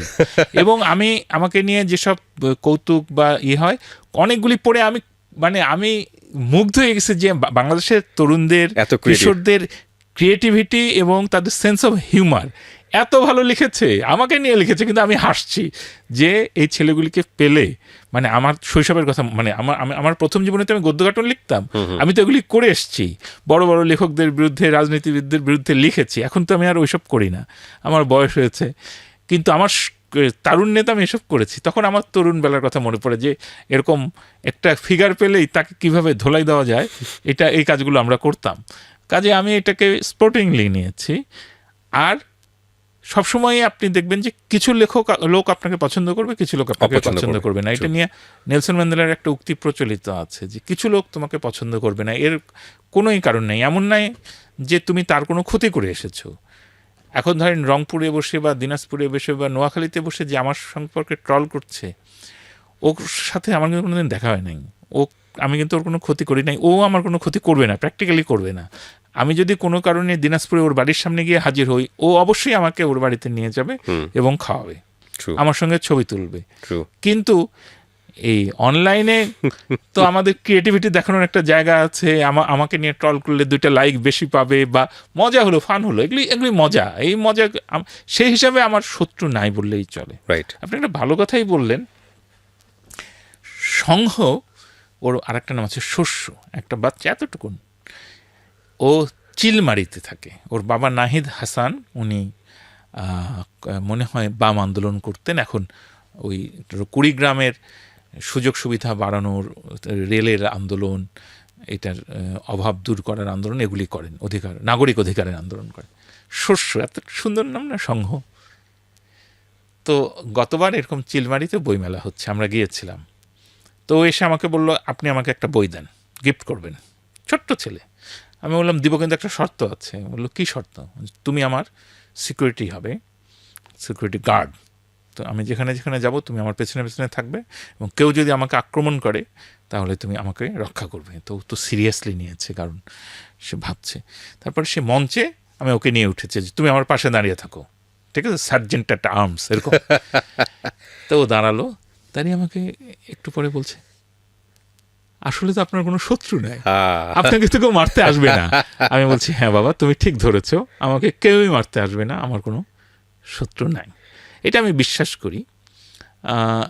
এইটা আমার দিক থেকে আমি সবাইকে ভালোবাসার চেষ্টা করি। আমি চেষ্টা করে, স্বাভাবিকভাবে না, একটা জিনিস অর্জন করার চেষ্টা করছি, সেটা হচ্ছে ঈর্ষার উপরে ওঠা। আমি 2টা নীতি মেনে চলি। একটা হচ্ছে ঈর্ষা করব না, আর একটা হচ্ছে দেবার বেলায় এগিয়ে থাকবেন। আমি যখন একটা লেনদেন করি, আমি দেখি যে আমি কি বেশি দিয়েছি, তাহলে আমি জয়লাভ করেছি। এটা আমার দাম্পত্য ক্ষেত্রে হতে পারে, এটা আমার সন্তানের ক্ষেত্রে হতে পারে, এটা আমার অফিসে হতে পারে, এটা আমার বন্ধুর সাথে হতে পারে, আমার প্রেমের ক্ষেত্রে হতে পারে। এমনকি আমি যখন জমি কেনাবেচা করি, আমি যখন একটা জিনিস কেনাবেচা করি, এমনকি আমি যখন কেনাকাটা করি, আমার চেষ্টা থাকে যে আমার কাউন্টার পার্ট উনি যেন না ঠকেন। আমি প্লট বিক্রি করেছিলাম, আমার অনেক দিন উদ্বেগ ছিল যে জমিটা ঠিক আছে তো, ওইটা উনি পরে বেশি দামে বিক্রি করতে পেরেছিলেন তো। হ্যাঁ, এটা। এবং এখন ছোটোখাটো কেনাকাটা, একটা কমলা কিনতে গেলাম, ডিম কিনতে গেলাম, আমাকে বলে, ভাই এটার দাম 50 টাকা, আপনার জন্য 40 টাকা। মানে প্লিজ আমাকে এটা বলবেন না, আপনি বরং 60 টাকা নেন। আমি এই 10 টাকা দিয়ে আপনি আমাকে ভালোবাসেন, এটা আমি বুঝতে পেরেছি, কিন্তু আপনি এটা বিক্রি করে, মানে আমার সবসময় বলি না, কিন্তু ধরেন ধানমন্ডিতে আমি তরকারি কিনতে গেছি, আমি জানি, আমার তো কারওয়ান বাজারে অফিস, আপনার অফিস ছিল এবিসি রেডিওতে, আমরা একসঙ্গে কাজ করি। কারওয়ান বাজারে যে পটল 25 টাকা, সেটা ধানমন্ডিতে গেলে তো 50 টাকা হবেই। তো নিশ্চয়ই লোকে বলবে, এই কারওয়ান বাজারে 25 টাকা, তুই এখানে কেন, বা আপনি এখানে কেন 50 টাকা বিক্রি করছেন?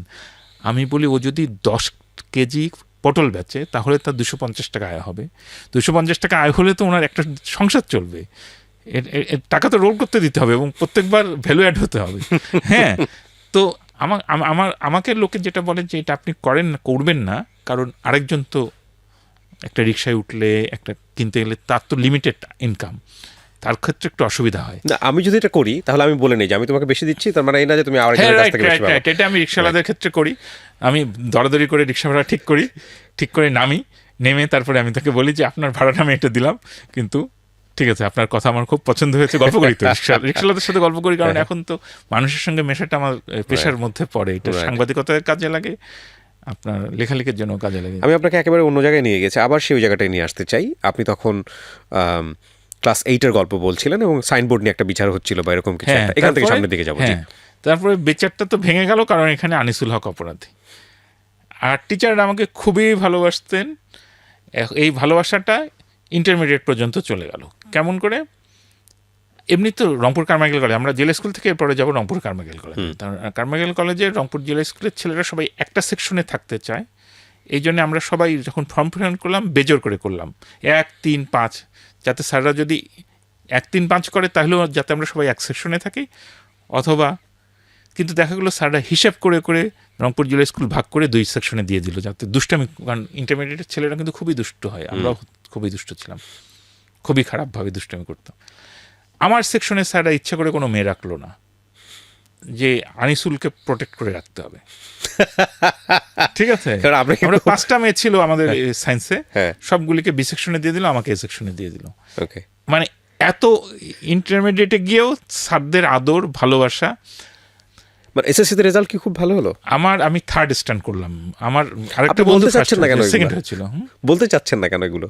আমাদের দর্শক জানা উচিত। না ঠিক আছে, 3rd স্ট্যান্ড করলাম, কিন্তু আমি ফার্স্ট হই নাই বলে আমি মন খারাপ করেছিলাম। ও যাই হোক, কিন্তু এখন আমি বুঝি যে 3rd স্ট্যান্ড করাও চারটিখানি কথা নয়।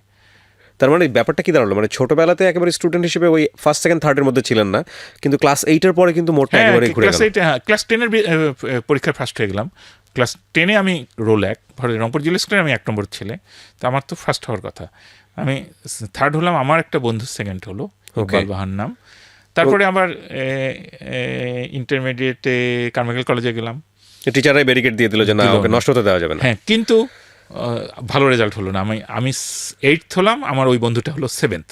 আচ্ছা, 8ম স্থান অধিকার করলাম সম্মিলিত মেধা তালিকায়। হ্যাঁ। তারপর এখান থেকে পড়তে বুয়েটে, আমাদের সময় ভর্তি পরীক্ষা এত কঠিন ছিল না, এটা বলে রাখি। অনেকে ভাবে কি বুয়েটে পড়ে এটা একটা খুব একটা ডাঁটের ব্যাপার, এটা মোটেও তখন ডাঁটের ব্যাপার ছিল না। আর আমি মেডিকেলে ঢাকা মেডিকেল কলেজে চান্স পেয়েছি, বুয়েটে সিভিলে চান্স পেয়েছি। আর একটা খুবই কথা, এটা আমি গৌরবের সাথে বলতে পছন্দ করি, সেটা হচ্ছে যে আর্কিটেকচারের ভর্তি পরীক্ষায় কোচিং ক্লাস করতে হতো, নোট বই কিনতে হতো, গাইড বই, এগুলি আমি কোনো কিছুই করিনি। আমি জাস্ট পরীক্ষা দিতে গেছিলাম। 42-এর ছেলের মধ্যে আমি 8ম স্থান অধিকার করলাম, কারণ আমি ছবি আঁকতে পারতাম। এদিকে আমি তো বেসিক্যালি ভালো ছাত্র, অঙ্ক তো সব 100-তে 100 যতটা আসছে। আর্কিটেকচারে পড়বেন এটা কি প্ল্যান ছিল না? আচ্ছা, তারপরে একটা ডিসকাশন ছিল রচনা লেখা। রচনা তো আমার মতো ভালো কে লিখবে, কিন্তু যেহেতু আমি টেকনিক্যাল ড্রয়িংগুলি পারতাম না, একটা দরজার ক্রস সেকশন আঁকো, ভার্টিক্যাল সেকশন আঁকো, এটা আমি পারি নাই, কারণ এটা আমি জানি না জিনিসটা কি, আমি তো কোচিং ক্লাস করি নাই। করলে আমি ফার্স্ট হতাম। কিন্তু আমি যখন পড়তে, মানে কোনটা পড়ে, সিভিল নেব নাকি আর্কিটেকচার নেব, তো রংপুরে মিটিং বসলো, সবাই মিলে ঠিক করলো যে আর্কিটেকচারের কোনো সরকারি চাকরি নাই, সিভিল ইঞ্জিনিয়ারিংয়ের সরকারি চাকরি আছে, গ্রামের ছেলে বোকা, ঢাকা শহরে গিয়ে নিজের পায়ে চলতে পারবে না, সরকারি চাকরি ছাড়া ওর কোনোই উপায় নাই, ওকে অবশ্যই সিভিল ইঞ্জিনিয়ারিং পড়তে হবে বলে আমাকে সিভিল ইঞ্জিনিয়ারিং পড়তে বাধ্য করলো। আমি এটা একটা জিনিস মিস করি, সেটা হচ্ছে আর্কিটেকচারে আমি চান্স পেয়েছিলাম, আমি 8th হয়েছিলাম, কিন্তু সিভিল ইঞ্জিনিয়ারিংয়ের ভর্তি পরীক্ষা আমি 102তম স্থান, পুরা বুয়েটের মধ্যে 102 হলাম, সিভিল নিলাম। তো ততক্ষণে আমাকে কবিতায় পেয়ে বসেছে, আমি কবি হব, কবিতা লিখি। আমি বুয়েটে ভর্তি হয়ে ঘোষণা করলাম আমার ফার্স্ট ক্লাস দরকার নাই, আমি কবি হতে চাই। কি অদ্ভুত! হ্যাঁ, তারপরে ওখানে কালচারাল উইক হয়, ওখানে সবগুলোতে কবিতা পেয়ে বসার আপনি পেয়ে বসলো নাকি কোনো কারণ আছে? 2টা কারণ আছে। একটা হচ্ছে ওই সময় আমার হাতে রবীন্দ্রনাথের সঞ্চয়িতার ওই গদ্য কবিতাগুলি এলো, যেখানে বাঁশি, ক্যামেলিয়া, নাম তার ক্যামেলিয়া দেখেছিলাম খাতার উপরে লেখা, অথবা পরনে ঢাকাই শাড়ি, কপালে সিঁদুর, ওই কবিতাগুলি এলো। আমি বিস্মিত যে গদ্যে লেখা জিনিস কিভাবে কবিতা হয়। তখনই আমি সুনীলের বইটা পেলাম, তখনই আমি নির্মলেন্দু গুণের নির্বাচিতা পেয়ে গেলাম। আমি দেখি আরে গদ্যে লেখে এগুলি কবিতা, ছন্দ নাই কবিতা, মিল নাই কবিতা, কিভাবে হয় আমাকে জানতে হবে। তখন আমি পড়তে শুরু করলাম। দ্বিতীয়ত হচ্ছে যে বয়সটা তো তখন আমার 65 সালে জন্ম, আমার 84 সালে বয়স হয়েছে, এদিকে 15, 19, 18, 19, রাইট 18-19 বয়সটা তো ভয়ঙ্কর। হ্যাঁ হ্যাঁ দূরে কোথাও একটা নারীর মুখ দেখছি কি দেখছি না, ওই অবস্থায় অনেক রিকশায় কিছু একটা মেয়ে যাচ্ছে দেখেছি কি দেখি নাই, তাকে এই মুগ্ধতা জানাবো কিভাবে? আর তো কোনো উপায় না, একমাত্র উপায় হচ্ছে কবিতা। আমি দেখছি যে নির্মলেন্দু গুণ তার কবিতা এই ধরনের কথা লেখেন, রবীন্দ্রনাথ তার কবিতা এই ধরনের কথা লেখেন, কবিতা এই জিনিসটা লিখলে এটা সহি, এতে কোনো অসুবিধা নেই। ফলে আমি কবিতা লিখতে শুরু করলাম। মানে আমরা বড় হয়েছিলাম রবীন্দ্রনাথের মতো নারীবর্জিত পৃথিবীতে, এবং নারীচিত্ত জয়ের আকুল বাসনা থেকে নারীর কাছে আমার হৃদয়ের আকুলি বিকুলি প্রকাশ করার স্বার্থে আমি কবিতা লিখতে শুরু করি। আহা কি অসাধারণ।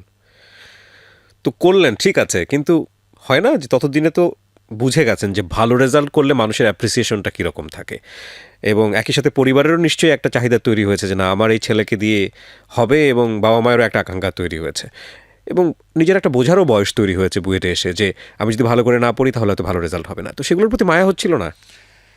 আমি বুয়েটে খারাপ করার আরেকটা কারণ আছে, প্র্যাকটিক্যাল। আমি যখন ফার্স্ট ইয়ারে সেকেন্ড সেমিস্টার পরীক্ষা দেই, পরীক্ষার মধ্যে আব্বা মারা যান। তো আমার মনে আছে ফিজিক্স পরীক্ষা ছিল, নিয়ম হচ্ছে আপনাকে 2 সেমিস্টার মিলে 80 পেতে হবে, তাহলে আপনি পাশ করলেন 200-তে। আমি ফার্স্ট সেমিস্টারে 78 পেয়েছি, আর 2 পেতে হবে আমাকে, তাহলে আমি পাশ করে যাব। আমি রংপুরে চলে গেলাম, আব্বার জানাজা হলো, কুলখানি হলো, ফিরে এলাম। পরের দিন আমার পরীক্ষা। আমি চেষ্টা করলে ওই পরীক্ষাটাও ভালো দিতে পারতাম, কিন্তু আমার মনে হলো যে আমি তো আসলে কবি হব, আমার এত রেজাল্ট দিয়ে কি হবে। আমি জাস্ট একটা অঙ্ক করলাম, আমি জানি এই অঙ্কটা হয়েছে, হলে আমি 15-15 পেয়ে যাব, খুব সুন্দর করে পাশ করে যাব, কোনো অসুবিধা হবে না। করে এখন আমি বের হওয়ার জন্য রাস্তা খুঁজছি। আমি স্যার আমি আর পরীক্ষা দিব না, পাশ হয়ে গেছে। স্যার বলে না, 1 ঘন্টা আগে, 3 ঘন্টার পরীক্ষা তো 1 ঘন্টার আগে বের হতে দেয় না, 1 ঘন্টা আগে তুমি বসে থাকো। তো আমি বসে আছি, 1 ঘন্টা বেল পড়লো, তারপর আমি স্যান্ডেলের স্যাঁত স্যাঁত স্যাঁত করে শব্দ করলাম যাতে পুরো ক্লাস দেখতে পায় যে আমি বের হয়ে যাচ্ছি। তো আমার সাথে সব ভালো ছাত্র ছিল, সবাই তাকে তাকে দেখছে যে পাগলটা বের হয়ে যাচ্ছে। ওই যে আমি ফার্স্ট ক্লাসের রেস থেকে সরিয়ে নিলাম নিজেকে, এটা একটা কারণ। কিন্তু এগুলোও মুখ্য না। আমি তো আসলে কল্পনার জগতে ছিলাম। আমি বলেছি যে আমি ছোটোবেলায় একা একা বিড়বিড় করতাম, এবং আমার পাশে রংপুরে আমরা যখন বুয়েটে ভর্তি হচ্ছি, ক্লাস শুরু হয়নি, আমি সকালবেলা উঠে রোদের মধ্যে 2 নয় এলিজি নামে একটা কবিতা আছে, রাইনার মারিয়া রিলকের, এটার অনুবাদ ছিল শক্তি চট্টোপাধ্যায়ের। তো এটা তখন বুয়েটে পড়ি, কিন্তু প্রায়ই বন্ধ হয়ে যেত এরশাদ সাহেবের বিরুদ্ধে আন্দোলন করতে গিয়ে। এরশাদ ভ্যাকেশন, আমরা গ্রামে চলে যেতাম, মানে রংপুরে যেতাম।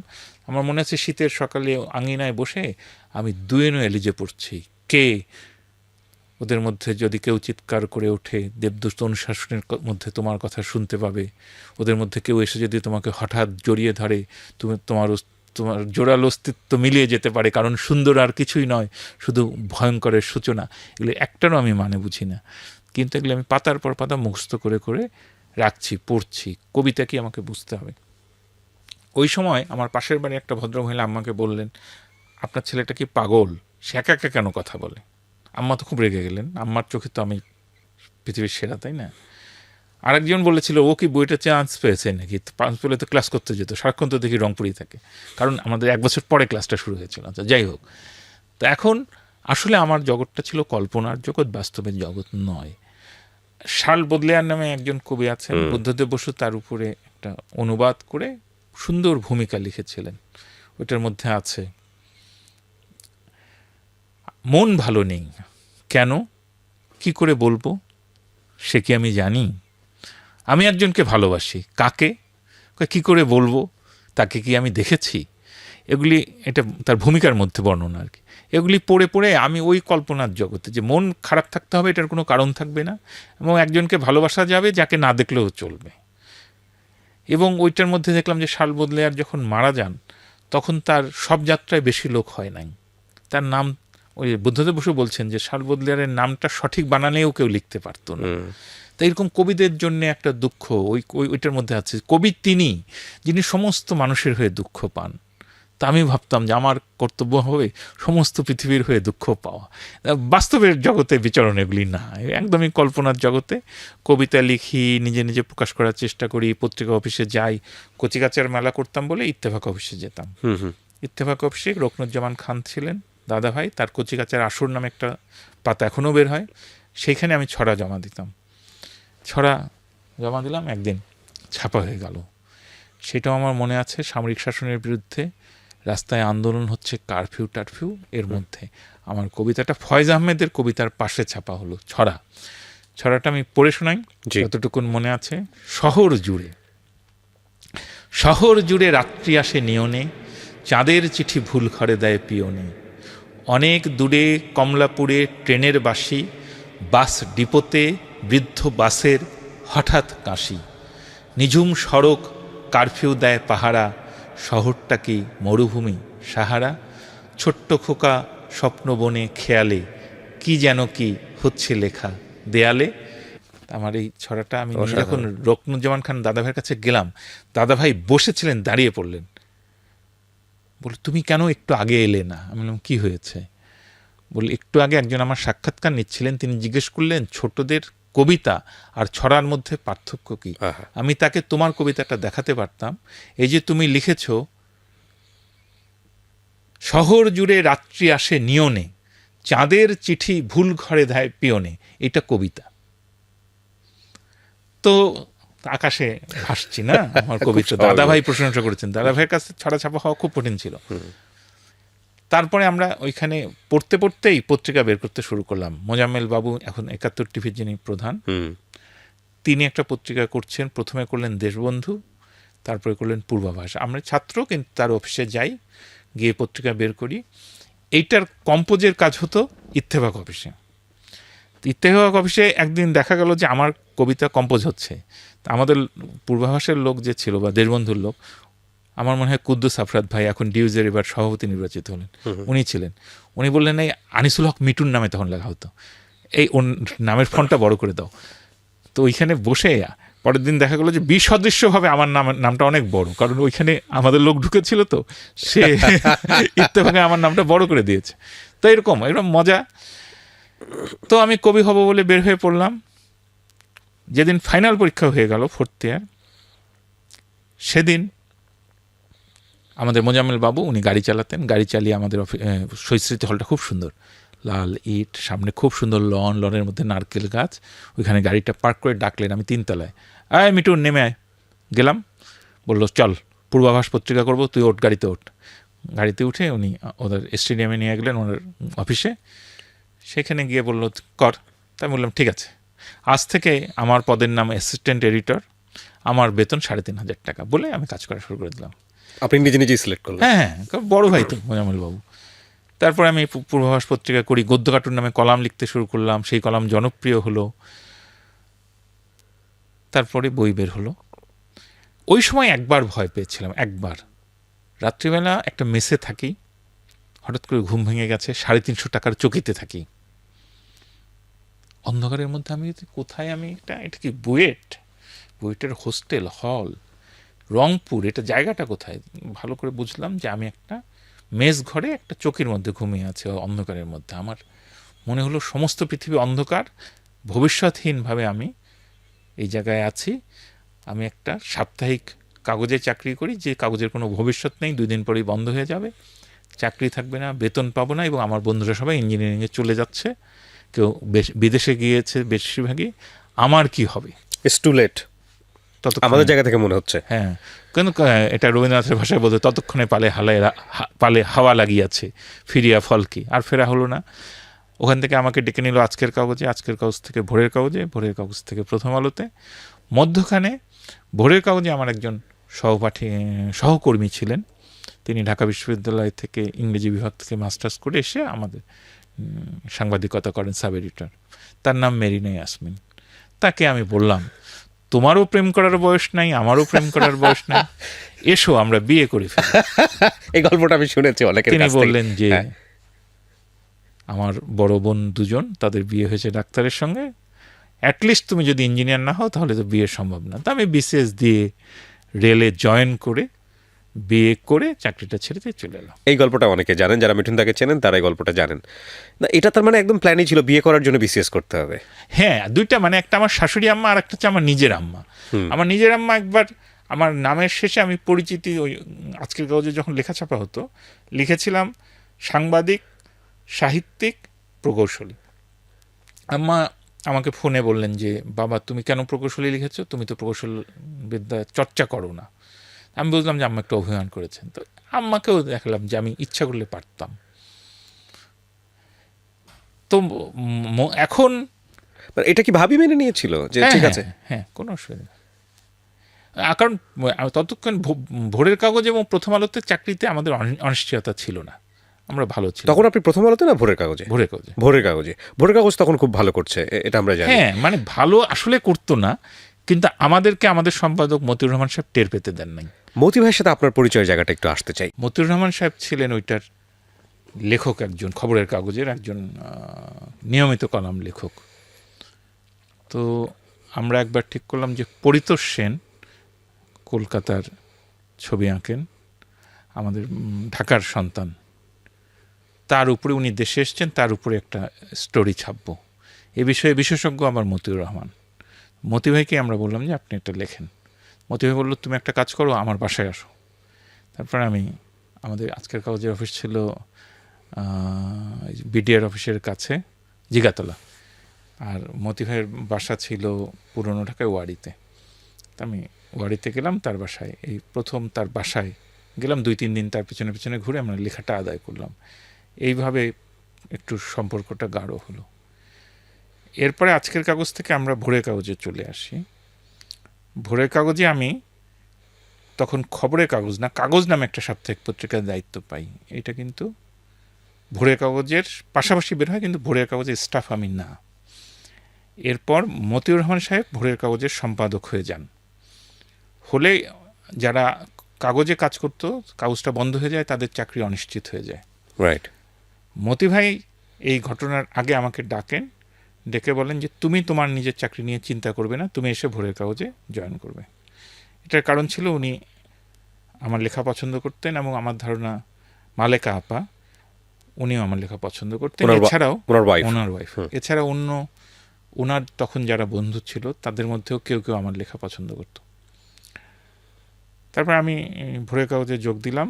যোগ দিয়ে আমি তো খবরের কাগজে যখন যোগ দিই তখন আমি ওই হাউজের সবচেয়ে বেশি বেতন পাওয়া লোক ছিলাম, কারণ আমি ওইভাবেই দরদাম করে যোগ দিয়েছিলাম। সবাই অল্প বেতন পেত, আমিও অল্পই পেতাম, কিন্তু তাদের মধ্যে আমার বেশি ছিল। কিন্তু যেহেতু আমি আজকের ভোরের কাগজে এসেছি কাগজ থেকে, তখন আমাকে একটু সরাসরি অ্যাসিস্ট্যান্ট এডিটর না করে তার নিচের পদে দেওয়া হলো। তো আমি তখন সম্পাদকীয় লিখতাম, উপসম্পাদকীয় লিখতাম, চিঠিপত্র দেখতাম, মেলা নামে একটা পাতা তৈরি করলাম। 6 মাসের মধ্যে এত কাজ দেখিয়ে ফেললাম যে আমাকে প্রমোশন দিতে উনি বাধ্য হলেন বা সমর্থ হলেন। তো ওই সময় থেকেই মতি ভাইয়ের সঙ্গে আমার একটা বোঝাপড়া আছে। তিনি বলেছিলেন আমাকে যে তুমি সাহিত্য চর্চা করো, লেখো। তুমি যদি লেখক হয়ে উঠতে পারো তাহলে সেটা আমাদের প্রতিষ্ঠানেরই লাভ হবে। আর আমি যে বললাম সরকারি চাকরি ছেড়ে দিয়ে চলে এসেছি, এটারও কারণ মতি ভাই। কারণ আমি তো ভোরের কাগজে কাজ করতে করতে ছেড়ে দিয়েছিলাম। তখন মতি ভাই আমার বাসাও তখন ওয়ারিতে ছিল ওই সময়টাতে। তো উনি গিয়ে আমাকে বললেন যে বিয়ের পর তুমি চলে আসো, কারণ তোমাকে লাগবে। উনি তখন আমাকে বলেছিলেন যে তোমার মধ্যে নেতৃত্বের একটা সহজ গুণ আছে, তোমাকে লোকে মানে আমাদের কর্মীরা মানে, তুমি চলে আসো। তো তার কথা আমার চাকরি ছাড়ার আরেকটা কারণ যে উনি অভয় দিয়েছিলেন। তো আমরা সবাই মিলে ভোরের কাগজ করেছি। এতটা ডিপেন্ডেন্সি বা এতটা ভালো লাগাটা তৈরি হয়েছে তাহলে ওই সময়টাতে। এটা তো লম্বা সম্পর্ক, এখন আমরা জানি যে অনেক দীর্ঘ সময় সম্পর্ক। এবং ওইটা আমার ক্ষেত্রে মানে উনি সবাই জানে এটা প্রথম আলোতে বা বাইরেও, যে আমি খুবই ফেভার্ড। আমি কিন্তু ভালোবাসা পাওয়া বিরল সৌভাগ্য নিয়ে জন্মগ্রহণ করেছি। বলছি আমার শিক্ষকরা আমাকে খুব পছন্দ করেন। বুয়েটের আমি খারাপ ছাত্র ছিলাম বললাম, কিন্তু আমার স্যাররা এখনও আমাকে প্রচণ্ড ভালোবাসেন। এখনও স্যারদের সাথে যোগাযোগ আছে।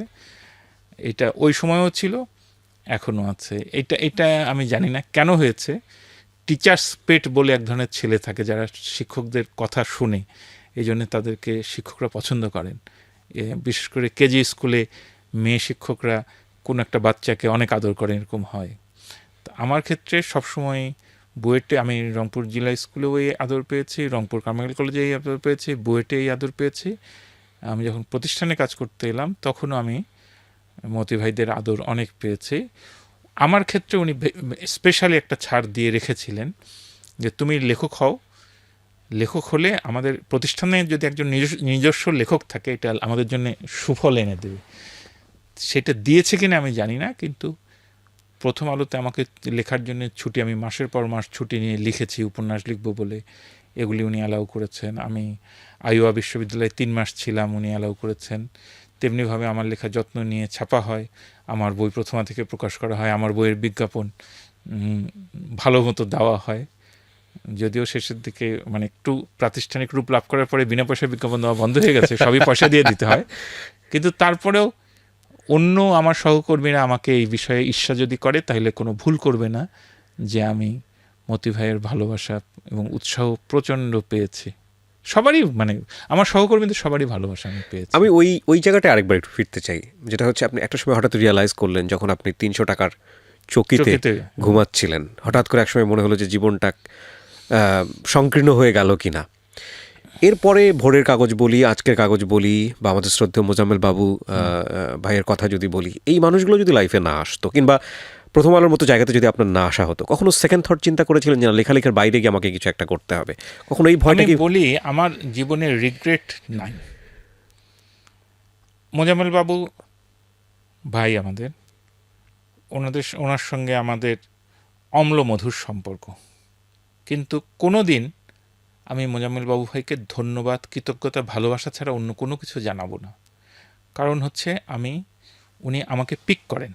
আমি যখন প্রকৌশল বিশ্ববিদ্যালয়ে পড়ি, উনি তখন রাজনৈতিকভাবে ওনার দলে আমাকে নেন। ওনারা সাহিত্য পত্রিকা করতেন, আমি ওই সাহিত্য পত্রিকা স্পর্শ নাম, সেই দলে যোগ দেই। গাব্রিয়েল গার্সিয়া মার্কেজকে চিনি আমি তার পত্রিকা পড়ে, তার বহু বই আমি চুরি করেছি। মিরোস্লাভ হোলুবের কবিতা, অ্যাড্রিয়ান মিচেলের কবিতার বই, ইংরেজি বই, এগুলি সব চুরি। মানে ওনার সাথে আমার এত ভালো সম্পর্ক। এবং ওনার স্ত্রী জিতু আপা, উনি এখন এমপি হয়েছেন, মহিলা এমপি। জিতু আপার বাড়িতে যে আমি কতদিন ভাত খেয়েছি, মোজাম্মেল বাবুর বাড়িতে আমি অনেকদিন ঘুমিয়েছি। কাজেই আমাকে যে এই সাহিত্যের লাইনে আনলো এবং বঙ্গবন্ধুর প্রতি আমার একটা ভালোবাসা দেখা দিল, এটা মোজাম্মেল বাবুর সংস্পর্শে। আর আমি খুব নির্মলেন্দু গুণের কবিতাকে খুবই প্রশংসা করি, যে নির্মলেন্দু গুণের কবিতা পড়ে আমি বঙ্গবন্ধুকে ভালোবাসি। ওর ওই কবিতাটা যে আজ আমি কারো রক্ত চাইতে আসিনি, আমি আমার ভালোবাসার কথা বলতে এসেছি, এগুলি ওই যে আমি বলছিলাম না যে নির্মলেন্দু গুণের কবিতা আমার হাতে এলো, আমি যখন ওই কবিতাগুলি পড়ছি তখন তো ভালোবাসা জন্মাচ্ছে। এই জন্য আমি সাহিত্যকে খুব উচ্চ মূল্য দিই।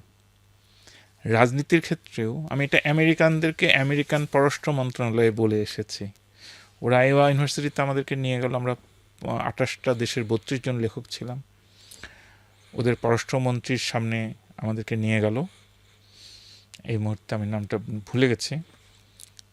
তো ওখানে জিজ্ঞেস করছে যে এই যে সাহিত্যের কর্মসূচি তোমাদেরকে, লেখকদেরকে আনা হয়েছে, এটাকে তোমরা কিভাবে দেখো? কারণ ওই পয়সাটা দেয় পররাষ্ট্র মন্ত্রণালয়, কিন্তু কাজটা সাহিত্যের। তা আমি ওদেরকে বলেছিলাম যে this is the most beautiful and sweetest form of diplomacy. কূটনীতির সবচেয়ে সুন্দর, সবচেয়ে মধুর একটা রূপ হচ্ছে তোমাদের এই আইওয়া কর্মসূচিটা, কারণ তোমরা লেখকদেরকে আনো। লেখকদের কাজ মানুষের মন নিয়ে। আমরা যেখানে পৌঁছাতে পারবো ওইখানে কোনো রাজনীতিবিদ কোনো দিন পৌঁছাতে পারবে না। এই যে আমার চিত্তটা যদি তুমি কোনো কারণে জয় করতে পারো, আমি যে লেখাটা লিখবো সেটা কিন্তু অসংখ্য লোককে মোটিভেট করবে। তার মানে আপনার কোনো রিগ্রেট নাই? এখন আমি বলছি যে আমি যখন নির্মলেন্দু গুণের কবিতা পড়লাম আমি বঙ্গবন্ধু ভক্ত হয়ে গেলাম। এটা কিন্তু একজন রাজনীতিবিদ আমাকে করতে পারতো না, পলিটিক্স পারতো না। একইভাবে আমি যে আমাদের যারা ভরে এনে দিয়েছিলেন, বঙ্গবন্ধু, তাজউদ্দিন আহমেদ, বেগম মুজিব, সোহরাওয়ার্দী, মাওলানা ভাসানী, এদেরকে নিয়ে একটা উপন্যাস ধারা লিখছি। 1930 সাল থেকে শুরু হয়েছে, 1969-71-এর 25শে মার্চ পর্যন্ত 5টা খণ্ড লিখলাম। এগুলি কিন্তু আমি এখানে মনে করি- থেমো নাকি পঞ্চম খণ্ড বলবো সে অর্থে? পঞ্চম খণ্ড, হ্যাঁ, আচ্ছা। পঞ্চম খণ্ড বেরোলো, এখানে থেমো না। আমি মনে করি যে ইতিহাসে এগুলি সবই আছে, এক একটা বই এক এক অংশ আছে, কিন্তু এক জায়গায় করে আমি গল্পের মতো করে বলছি, আমি ঘটনাটা ঘটাচ্ছি যেন মানুষের হৃদয়কে স্পর্শ করে। আমি যত সহজেই একজন মানুষের হৃদয়ে পৌঁছাতে পারবো, 5 জন রাজনীতিবিদ বক্তৃতা দিয়ে সেই জায়গায় পৌঁছাতে পারবেন না।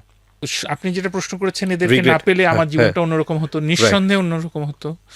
আমি আমরা করতাম জাতীয় ছাত্রলীগ, এটা বাকশালের একটা অংশ হলো, পরে সেটা আমরা আবার ছাত্রলীগে একীভূত হলাম, আওয়ামী লীগে একীভূত হলো। ততদিনে আমার ছাত্রত্ব শেষ হয়ে গেছে, ওগুলির মধ্যে আমি আর যাই নাই, কারণ আমি সাংবাদিকতা করি, পার্টি পলিটিক্স আমি করবো না, এটা আমার সচেতন সিদ্ধান্ত। কিন্তু এই লোকটার সঙ্গে দেখা না হলে আমি তো আমি ধরা যাক ছাত্র ইউনিয়নের কাছে যাওয়াটা আমার জন্য স্বাভাবিক প্রবণতা ছিল, ছাত্র ইউনিয়ন গেলেই আরেকটা জীবন হতো। তেমনি সাহিত্যের গ্রুপে না গিয়ে আমি যদি পেইন্টারদের গ্রুপে চলে যেতাম, আমি তো ছবি আঁকতাম, তাহলে হয়তো আরেক রকম হতো জীবন হতো। তাই না? শুধু একাডেমিক হলো না, এটাই হ্যাঁ, হচ্ছে মূল কথা। রাইট। না, আবার আব্বা মারা না গেলে বা আমার রেজাল্টটা ভালো হতে থাকলে আমি কি করতাম আমি জানি না, কিন্তু আমি আসলে লেখক হতে চেয়েছিলাম। এখন একটা রিগ্রেট না, এখন আমি একটু কৌতূহলের সঙ্গে দেখি। একটা পর্ব ছিল যখন আমি খুবই রিগ্রেটলেস অবস্থাতেই ছিলাম, খুবই মানে দেখতাম যে ঠিক আছে আমার ইঞ্জিনিয়ার বন্ধুরাও ভালো করছে, আমিও ভালো করছি, কোনো অসুবিধা নেই। এখন প্রায় 30 বছর পরে মনে হচ্ছে যে আমার ইঞ্জিনিয়ার বন্ধুরা একটু বেশি বড় লোক হয়ে গেছে। এটা আপনাকে আফসোস করায়? না, এটা আফসোস করায় না, যখন আমি দেখি যে ভালোবাসা, ওরাও আমাকে খুব ভালোবাসে। এটা কিন্তু বুয়েট থাকতেই হয়েছে। ধরা যাক আমি তো, আমাদের বুয়েটে কতগুলি সেশনাল কাজ ছিল, ধরেন আপনাকে একটা ব্রিজের ডিজাইন করতে হবে, এটা অনেক কঠিন কাজ, বড় কাজ, অনেকক্ষণ ধরে করতে হয়, 3 দিন 4 দিন এক কাজ, ঠিক আছে? তো এটা আমি করি নাই। আমার বন্ধুরা, বিশেষ করে মেয়ে বন্ধুগুলি, মানে ক্লাসে যে 5 জন 6 জন মেয়ে ছিল, ওরা আমার জন্য পাগল হয়ে যেত, বলতো যে তুমি তো এটা করো নাই, এখন কি করবা তুমি, আমরা কি তোমাকে করে দিব? তো এই যে ভালোবাসাটা, এটা ছেলেদের এবং মেয়েদের, যে আমাদের ক্লাসে একটা ছেলে আছে যে কবিতার জন্য জীবনটা নষ্ট করতে চায়, এইটা ওরা একটু প্রশ্রয়ের চোখে দেখে, এবং আমি যে একটু পিছিয়ে পড়ছি এটাকে তারা খুবই একটা ভালোবাসার চোখে দেখে, করুণা না, কিন্তু একদম ভালোবাসা। আমি বাংলাদেশের এবং পৃথিবীর যে প্রান্তে যাই, আমি গিয়ে যদি শুধু বলি আমি বুয়েটের, মানে আমি এসেছি, ওরা তো জানে আমি বুয়েটের লোকরা তো ভালোবাসবে, একদম আসবে, তুলে নিয়ে যাবে, অন্যরাও তো ভালোবাসে, রাইট, ট্রু। ঠিক আছে?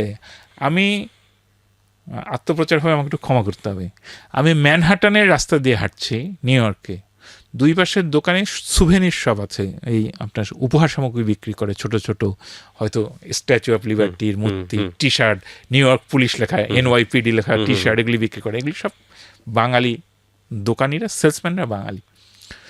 আমি হাঁটতে পারি না, এই একজন যদি টের পেয়ে যায় যে আমি যাচ্ছি, ও ডেকে নিয়ে আসবে, বলে এই ক্যাপটা আপনি নেন, এই চাবি রিংটা আপনি নেন। আমি যে আমার তো হাতে জায়গা নাই, এই মগ টক যেগুলি আছে সব দিচ্ছে 2 হাত, আমি ধরেন এখান থেকে ওইখানে যাইতে 10টা দোকান পড়বে, আমার 2 হাতে 20টা শপিং ব্যাগ হয়ে যাবে, এগুলি সব গিফট, আপনি আসছেন ভাই, এইটা নেন। আমি সিডনিতে ওই যে ওদের ইয়েটা আছে না, অপেরা হাউসটা, ওইটার সামনে গেছি, আমি দেখেছি একটা লোক পেপসি বিক্রি করছে একটা ছাতার নিচে, হ্যাঁ, লোকটার চেহারাটা বাঙালি, আমি গেলেই তো চিনে ফেলেছে। তারপর ওকে ধরে নিয়ে গেল ওইটারই আন্ডারগ্রাউন্ডে সমুদ্রের ধারে খুব সুন্দর রেস্টুরেন্ট, এবং খুবই দামি রেস্টুরেন্ট। ওরা বললো আজকের খাওয়া আপনার কোনো চিন্তা নাই, আপনি এখানে খাবেন।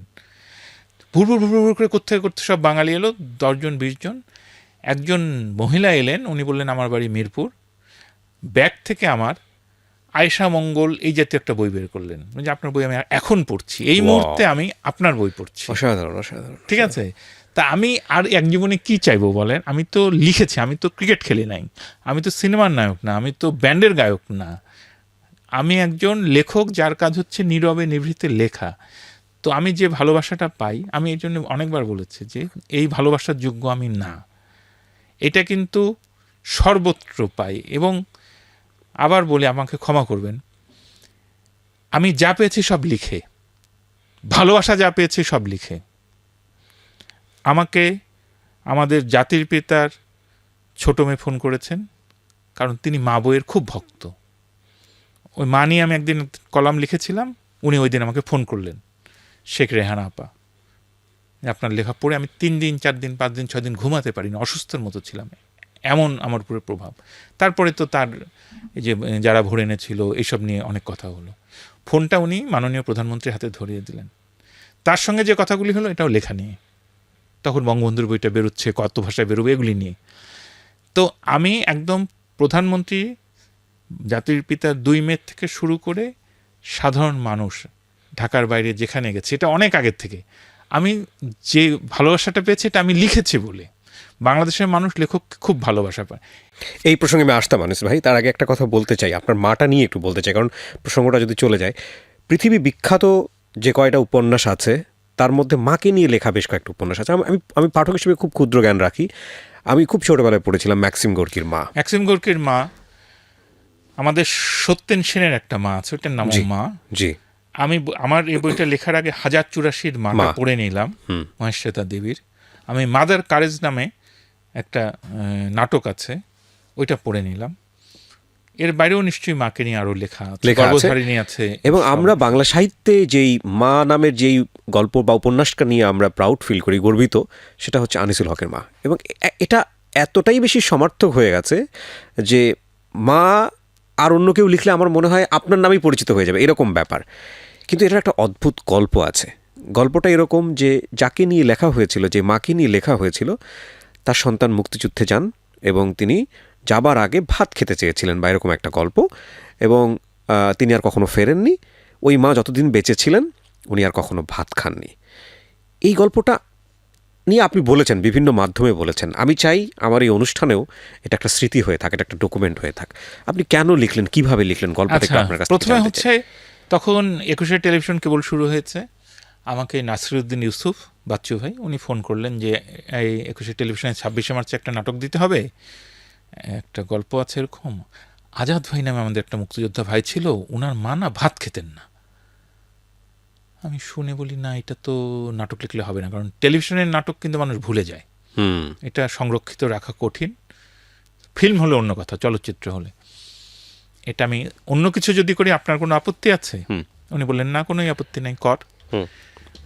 তখন আমি বাচ্চু ভাইয়ের বাসায় গেলাম। আমার মনে আছে আমি জীবনেও কিন্তু এই ঢাকা শহরে আমি আছি কিন্তু বাসায় থাকি নাই, এটা খুব কম হয়েছে, হয়নি বললেই চলে।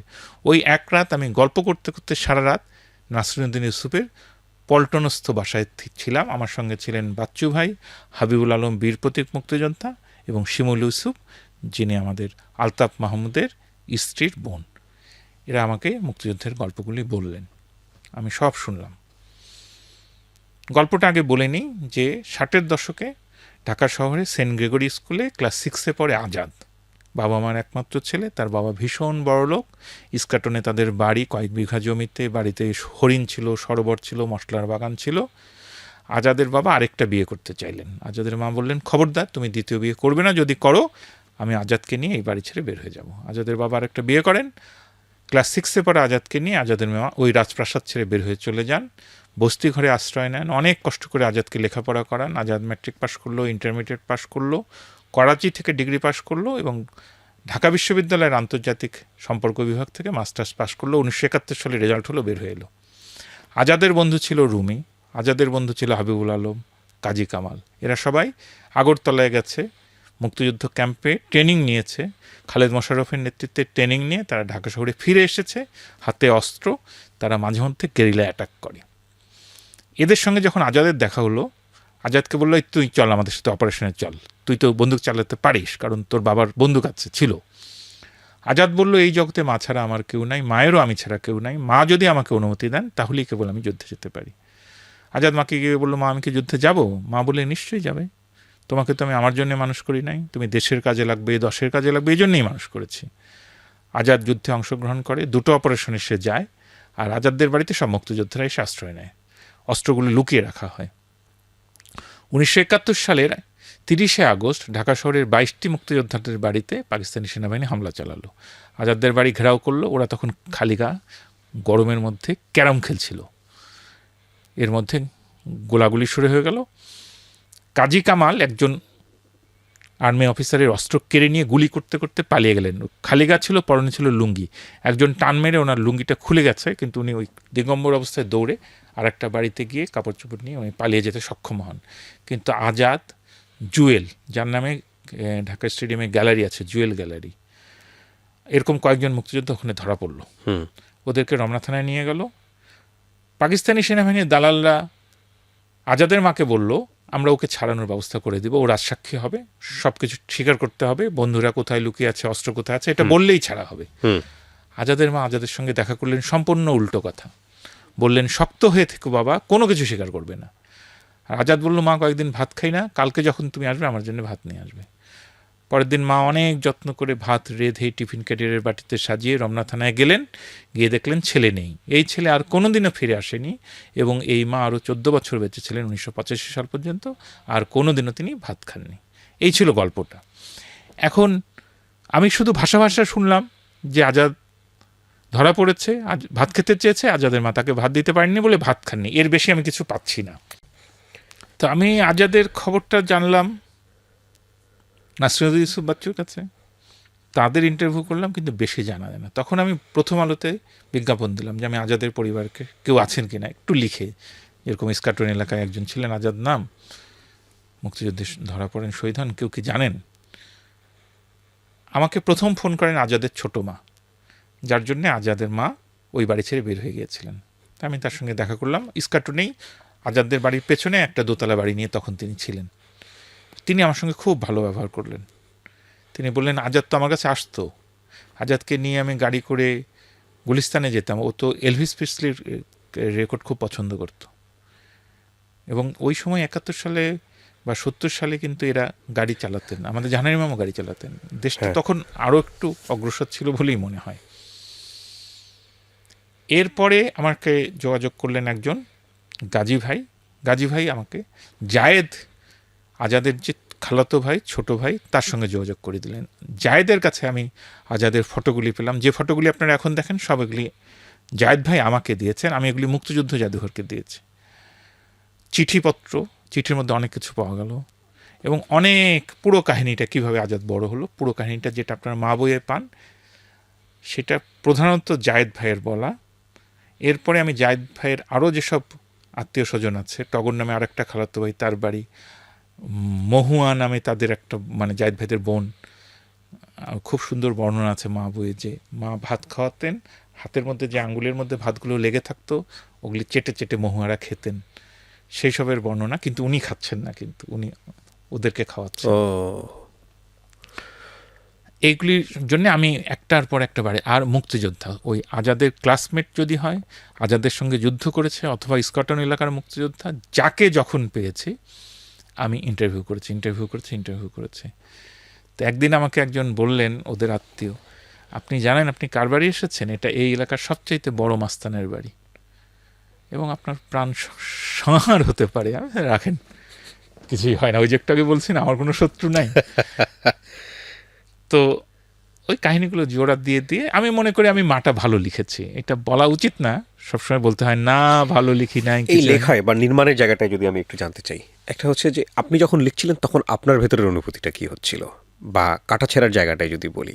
আমি এটা এই একটা উপন্যাস যেটা আমার প্রথমটা দ্বিতীয়বার লিখতে হয়েছে। আমি লিখে প্রথমটা পছন্দ হয়নি, রেখে দিয়েছিলাম, পরে আবার শুরু করি। আমি কেন বলছি যে মাটা ভালো উপন্যাস, আপনি মায়ের ভাষা দেখবেন, বাক্যগুলি একটু বড়, এবং এটা ঠিক ছোট ছোট বাক্যে যেভাবে আমরা গদ্য কার্টুন লিখি আমি ওরকম না, এবং 3টা সময় একই সঙ্গে ডিল করা হয়েছে। আমি কিন্তু প্রথম প্যারাতেই বলে দিয়েছি যে আজাদের মামা মারা গেলেন 1985 সাল, 14 বছর ধরে তিনি ভাত খান না। এটা কি প্রথম পাতায় পুরো গল্প বলে দেওয়া আছে। এটা তো খুব চ্যালেঞ্জিং ছিল আমার কাছে মনে হয়। ঠিক আছে, গল্পের মূলটাই আপনি একদম প্রথম পৃষ্ঠাতেই বলা। এবং মুক্তিযোদ্ধারা তার লাশ দাফন করতে গেছে, এই সময় তাদের 1971 সালের কথা মনে পড়ছে, ফ্ল্যাশব্যাকে নিয়ে গেছেন। হ্যাঁ, তাইলে আমি টাইম হ্যান্ডেল করেছি একই পৃষ্ঠায় 3টা। 1985 সালে আজাদের মাকে কবর দেওয়া হচ্ছে, এবং মুক্তিযোদ্ধারা সবাই বসেছেন, একত্রিত হয়েছে, তারা 71-এর কথা ভুলতে পারছেন না।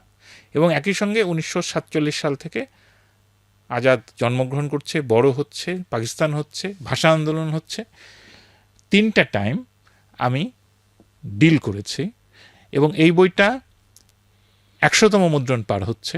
একজন পড়লে কিনে 10 কপি কিনে গিয়ে তার 10 জন বন্ধুকে দেয়, আত্মীয় স্বজনকে দেয়।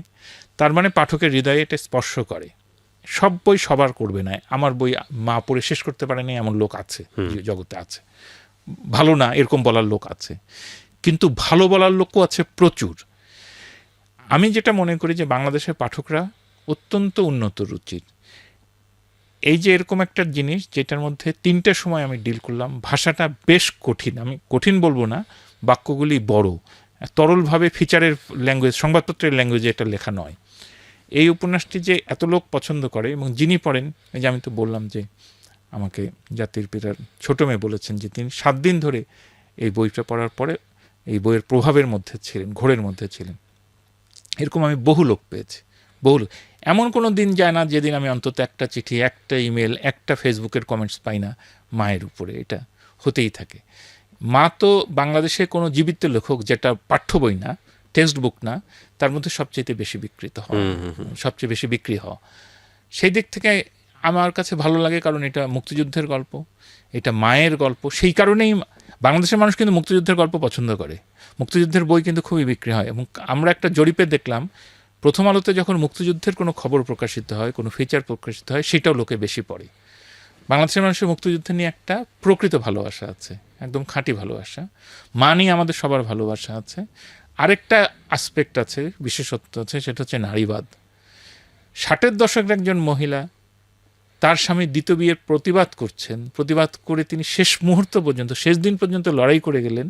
এটারও একটা মূল্য আছে, যেটা বিদেশিরা, যখন এটা অনুবাদ হলো, বিদেশিরা ওই পয়েন্টটাকে খুব গুরুত্বের সঙ্গে দেখে, এটার নারীবাদী আসপেক্টটাকে। আমি আরেকটা বিষয় অ্যাড্রেস করতে চাই, হুমায়ুন আহমেদের সাথে আপনার সম্পর্ক, এটা নিয়ে এক ধরনের তর্ক বিতর্কও আছে।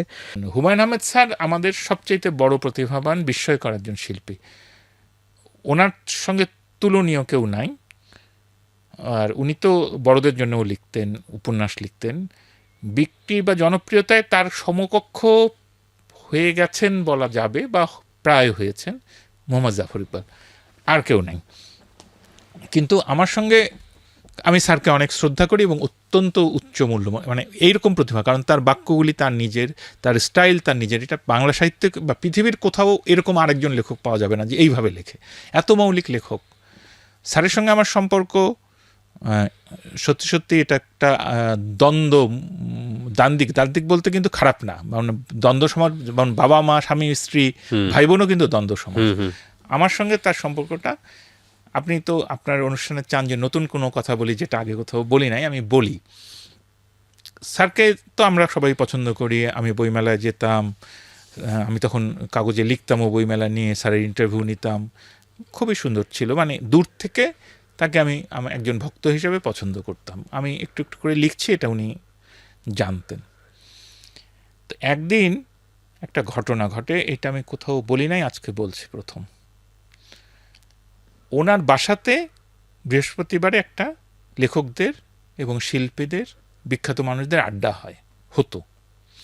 ওই আড্ডায় কেউ একজন বলে বসে যে আজকে বইমেলাতে আনিসুল হক এবং সময় প্রকাশনীর ফরিদ আহমেদ উপস্থিত ছিলেন সময় প্রকাশনীর স্টলে।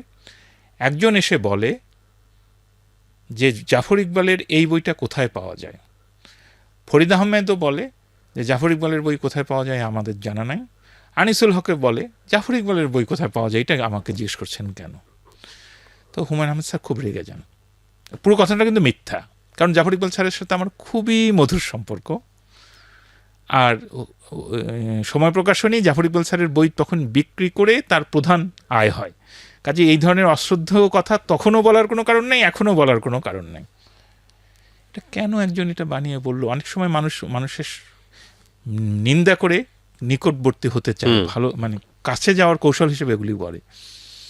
স্যার ভীষণ রেগে গেলেন, রেগে গিয়ে বললেন এই আনিসুল হক খুব বেড়ে গেছে, ফরিদ আহমেদ বেড়ে গেছে, আজকেই ডাকো এদেরকে, আজকে রাত্রে বিচার হতে হবে। কারণ জাফর ইকবাল একটা মুক্তিযুদ্ধের পক্ষের লোক, তার বিরুদ্ধে কেন কথা হবে? আমাকে নিয়ে বলতে পারে, আমি তো নানান কিছু ঘটাই, সিনেমা করি, আমার নামে এটা ওটা হতে পারে, কিন্তু জাফর ইকবাল তো একটা ভালো ছেলে, তাকে নিয়ে কেন করবে? তো এই কথাটা আমি জেনে গেলাম। কিছুক্ষণের মধ্যে আমার কাছে ফোন চলে এলো, এই আপনি কি করেছেন? হুমায়ুন স্যার তো খুব রেগে গেছেন, হুমায়ুন ভাই তো খুব রেগে গেছেন, হুমায়ুন আহমেদ তো খুব রেগে গেছেন। তা আমি ভীষণ মন খারাপ করলাম, কারণ আমি যা করি নাই তার জন্য অনেক লোকের সামনে আমাকে স্যার রেগে গেলেন। আর স্যারকে তো আমি রাগাতে চাই না, কাউকেই আমি রাগাতে চাই না। আমি তখন ডক্টর মোহাম্মদ জাফর ইকবালকে ফোন করলাম, স্যার এরকম একটা ঘটনা ঘটেছে। স্যার হাসে, আরে আপনি জেনে গেছেন, আমি চাই নাই যে আপনি জানেন, আমি শুনেছি এরকম ঘটেছে, কিন্তু আমাকে নিয়ে ঝগড়া করার তো ওর কিছু নাই, হুমায়ুন আহমেদ কেন জাফর ইকবালকে নিয়ে এত লাগলো, তো এটা তো আমি তার কাছে চাই নাই, এখন কি করা যায়? তাই বললাম, স্যার আপনি এবং আমি যে ঠিক আছে এটা তো দেখাতে হবে জাতিকে। তো আমি একটা কাজ করি, মা বইটা আমরা অনলাইনে দিচ্ছি, একটা অনুষ্ঠান করব, কালকে আপনি চলে আসেন, আমরা একটা অনুষ্ঠান করে কাগজের ছবি দিয়ে দিই। পরের দিন একটা সাইবার ক্যাফেতে গিয়ে আমি, ফরিদ আহমেদ, ডক্টর মোহাম্মদ জাফর ইকবাল স্যার আর ইয়াসমিন হক, আমরা 4 জনে মিলে ওইটার ওপেন করে দিলাম। মায়ের অনলাইন ভার্সনের শুভ উদ্বোধন করলেন ডক্টর মোহাম্মদ জাফর ইকবাল, আমি, জাফর ইকবাল স্যার, ইয়াসমিন ভাবে বড় ছবি তুলে সবগুলি কাগজে ছাপিয়ে দেওয়া হলো যে আপনারা যেটা নিয়ে চিন্তিত কয়েকজন, আপনাদের চিন্তার কোনো কারণ নেই, ওই 2 জন ঠিক আছে। বছর 1.5-2 পরে, 2 বছর পরে একদিন কাকলি প্রকাশনীর সেলিম ভাই 2 কেজি মিষ্টি নিয়ে আমার বাসায় হাজির হলো, সাথে একটা বই। কী ব্যাপার?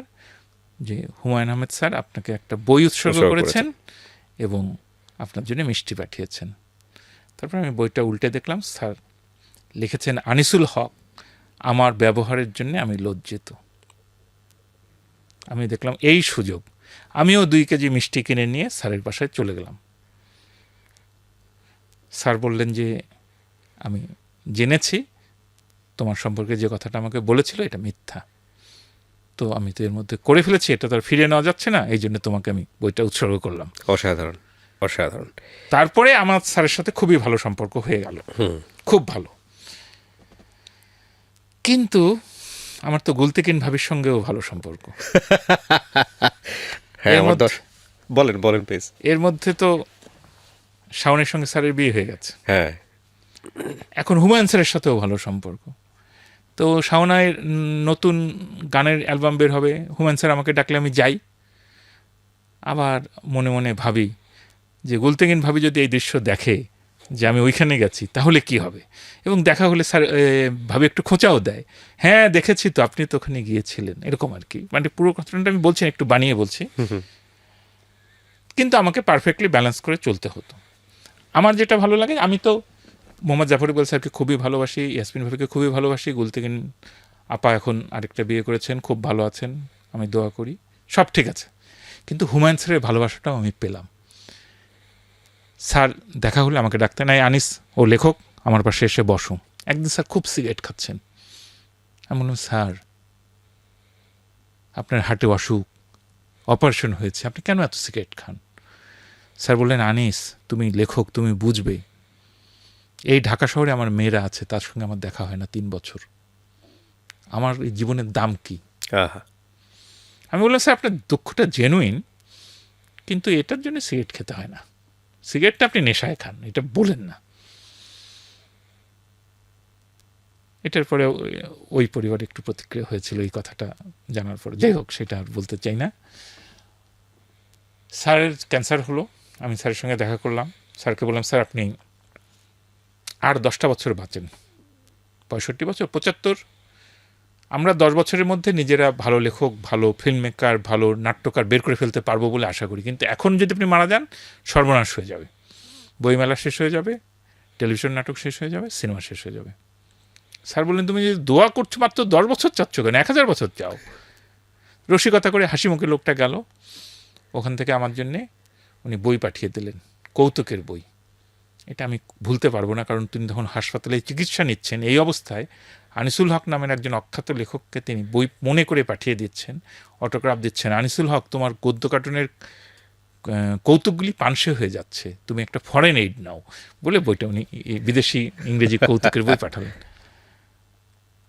তারপর উনি ঘেটুপুত্র কমলার উদ্বোধন করবেন, আমিও নামলাম, উনিও নামলাম, 2 জন 2 গাড়ি থেকে ছুটির দিন বসুন্ধরায় নেমেছে। উনি আমার হাতটা ধরলেন, আসো, একসাথে লিফটে উঠলাম, উপরে গেলাম, সামনের রোতে বসালেন, অনুষ্ঠান শেষে বক্তৃতা দিলেন, ছবি কেমন লেগেছে বলো। তারপরে উনি বিদায় নিয়ে চলে গেলেন। এরপরে আর কখনো দেখা হয়নি। আর ফেরেন নাই। ওই ঘেটুপুত্র কমলার উদ্বোধন করে তার কয়েকদিনের মধ্যে অপারেশন হলো, তার কয়েকদিনের মধ্যেই তিনি মারা গেলেন। সেদিক থেকে আমি হুমায়ুন আহমেদ স্যারের ভালোবাসা নিয়ে, তার স্নেহ নিয়ে তারপর স্যারকে বিদায় দিতে পেরেছি। এই দিক থেকে আমি তো এমনি স্যারের ভক্ত ছিলাম, মানে এখনো ভক্ত একটা আত্মতৃপ্তি আছে। আছে। আর জাফর ইকবাল স্যারের সাথে আমার সম্পর্ক সবসময় ভালো ছিল, এখনো ভালো আছে। আমরা তো দুইজনের অনেক সময় আমাকে হয়ে, মানে আমার কাছে আসে জাফর ইকবাল স্যারের অটোগ্রাফ নিতে, ওই চেহারার মধ্যে মিল বা চুলের এরকম একটা, কিন্তু স্যার বলেন যে স্যারের কাছেও নাকি আমার কথা বলে। ও ওকে। আমিও বললেন না স্যার, আমার অটোগ্রাফ নেওয়ার জন্য আপনার কাছে যাবে না। স্যার বলেন না আসে এই আর কি। ওকে। প্রথমত হচ্ছে আমি আবারও বলি যে আমার জীবনের অন্যতম একটা স্বপ্ন ছিল আপনাকে ইন্টারভিউ করার, সেটা আজকে পূরণ হয়ে গেছে। সেদিক থেকে আমি অনেক লাকি, যেটা আমি এবিসিতে 9 বছর থেকেও পারি নাই, সামহাও সময় ম্যাচ হচ্ছিল না। আর দ্বিতীয় কথা হচ্ছে যেটা যে ওই যে একটা বলে যে না, কিছু মানুষ থাকে যে মানুষের সংস্পর্শে আসলে নিজেরাও ঋদ্ধ হওয়া যায়। হ্যাঁ, তুমি সুন্দর কথা বলো, সেটা ঠিক আছে, তোমাকে আমার প্রশংসা করতে না আপনার প্রশংসা আমি কি পর্যায়ে করতে পারলে আমার ভেতরে ভালো লাগবে আমি এটা বোঝাতে পারছি না, ঠিক আছে, এটা হচ্ছে বিষয়। আর আপনি আমার এই অনুষ্ঠানে এসেছেন আপনার ব্যস্ত সময়ের মাঝেও, এটা আমাদের জন্য অনেক বড় একটা পাওয়া। নিজের সন্তানের কথা শুনতে চাই এবং ভাবির কথাও শুনতে চাই শেষের দিকে এসে। তো আমার একটা মাত্র বউ মেরিনা ইয়াসমিন, একটা মাত্র। এটা নিয়ে কোনো আফসোস আছে? না, আমি গৌরব। আমি এই ক্ষেত্রে গাব্রিয়েল গার্সিয়া মার্কেজ আমার প্রিয় লেখক, তো ওর একটা কথা আমি সবাইকে বলে বেড়াই, বিবাহিত জীবনে সুখ আসল কথা নয়, আসল কথা হচ্ছে স্ট্যাবিলিটি, স্থিতিশীলতা। ম্যাচ করে নিতে হবে এবং সুন্দর করে থাকতে হবে। রাইট। বিবাহিত জীবনে সুখী বিবাহিত জীবন, এগুলি মিথ, এগুলি এক্সিস্ট করে না। এটা আমার বউ শুনলে রাগ করবে, কিন্তু সুন্দর করে থাকতে হবে। আমরা সুন্দর করে আছি, কোনো অসুবিধা হচ্ছে না। আমার একটাই মেয়ে, ও আমেরিকাতে ক্রিয়েটিভ রাইটিং পড়েছে, এখন মাস্টার্স করবে, সে লেখক হতে চায়। এইটা আমার একটা বিশাল পাওয়া, গৌরব, অনুপ্রেরণা। সে দেখেছে যে তার বাবা ইঞ্জিনিয়ারিং করে না, লেখক হয়েছে। এই নিয়ে আমাদের পুরো পরিবারের মধ্যেই যে রিগ্রেট নাই, তার প্রমাণ হচ্ছে আমার মেয়ে, কারণ সেও লেখক হতে চায়। আমি কিন্তু উল্টা তাকে বলি, এখনও সময় আছে, মাস্টার্সটা তুমি কিন্তু একটা কমার্সের সাবজেক্ট নিয়ে, বাণিজ্য নিয়ে, অর্থনীতি নিয়ে করতে পারো, এনভায়রনমেন্ট নিয়ে করতে পারো, তুমি ইউএন জব পাবে, জলবায়ু যদি পড়ো, ক্লাইমেট পড়ো। ও বলেছে তুমি তোমার বাবা মামার কথা শোনো নাই, আমিও তোমার কথা শুনবো না, আমি লেখকই হতে চাই, আমি ক্রিয়েটিভ রাইটিংই পড়বো, দেখা যাক। আপনি তো মনে মনে খুশি? হ্যাঁ, আমি খুশি তো, কারণ আমার মেয়ে তার বাবার পেশাটাকে, কাজটাকে অনুকরণযোগ্য মনে করেছে। আমার জীবনে এর চেয়ে বড় পাওয়ার কিছু হতে পারে না। কি হতে পারে? কোনো পরামর্শ আছে আমার জন্য? না আমি আপনার কাছ থেকে পরামর্শ চাচ্ছি, কারণ আমি জানি আপনাকে রিচ করা খুব ডিফিকাল্ট। না পরামর্শ না, আমি তো বয়সে বড় বলে আমার কতগুলি অভিজ্ঞতা হয়েছে। জি প্লিজ। 1 নম্বর হচ্ছে পারফেকশনিস্ট হওয়ার চেষ্টা করে লাভ নেই। পৃথিবীকে আমরা আমাদের মাপের মতন বানাতে পারবো না। রবীন্দ্রনাথের কবিতা আছে না, তোমার মাপে হয়নি সবাই, তুমিও হওনি সবার মাপে, কারো চাপে মরছো তুমি, কেউ মরে তোমার চাপে।